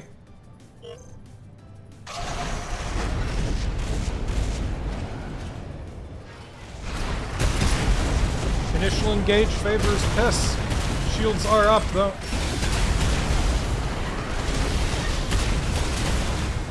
Good parries. Sock going for the runaround, trying to keep that vertical momentum. Piss not able to find both blades. Keeps PA trade AP fairly flat between the two of them. Sock going for movement, trying to get EN back here. He definitely wants to avoid that next blade at all costs. Clean. Sims going over the top. And That is it, everybody. We have a winner. Your first ASE, your first Armored Scrims exhibition champion is Big Piss 666. Extremely well played. Very, very well played. Extremely well played on both sides. Massive GGs to both Piss and Sock. Gonna throw Piss's build up here for a minute in his victory lap here. I just want to say, you know, before anything else, we just have seen some incredible AC6 tonight. It was a distinct pleasure as a caster to be able to watch all of these matches, to see everyone. I watch almost everyone who played in this tournament play on a pretty regular basis, and I can tell that a lot of people are just playing out of their goddamn minds. Some of the moments that people create in these matches are incredible, and I think it's a great message to send both to the existing community of this game to know that we are far from dead, we are committed, we are grinding, we are playing at a super high level, and to the new players to see what they could become if they want. So if you're new, I've pinned a comment from Cradle, who's the owner of our Armored Scrims server. Your moderation team, we're all here tonight as well. Hooli is the co-admin, and then Wandering Sock and I are your moderators. So you've now seen us all. You've seen us play. You've heard us talk. Come on. Come hang out. You know, come learn. If you're shy, don't worry about it. If you're super eager and hungry, don't worry about it. Just come on, come down. Come play Armored Core with us. We're always interested in helping get new people into the game. You'll find tons of friendly community. We're on most days at this point. So we're just, we're so grateful to everybody who came out, whether you played, whether you're just spectating, just watching the stream. Just thank you guys. You're all, this community is what makes this game great. And I don't know. That's all my yapping. Haley, you got anything? Just a huge shout out to the participation that we've seen all throughout the night. The level of play was so enjoyable to watch. Being able to see everyone interact in the chat is awesome to see. Reiterating what AHA has said, please feel free, join the Discord, interact with some of these players. We have a lovely community, very welcoming, and if you're interested in high-level AC6, yeah, it's the place to be, for sure. All right. Well, again, massive congratulations to Big Piss 666 as our first champion of ACE of our Armored Scrims exhibition. As Cradle said, we're going to try to do this first Saturday of every month. We wish everybody a happy new year and a good night. And I think with that, I'm signing off. I want to thank y'all. I'm AHA. Hooli. And I'm Hooli. Congratulations to Big Piss. Congratulations to Wandering Sock. And to everyone else who competed in this event. Thank you. And everyone else that competed. It was, again, such a joy. Thank you, everyone. Thank you all. And have a wonderful. Have a good night, y'all. That's us signing off.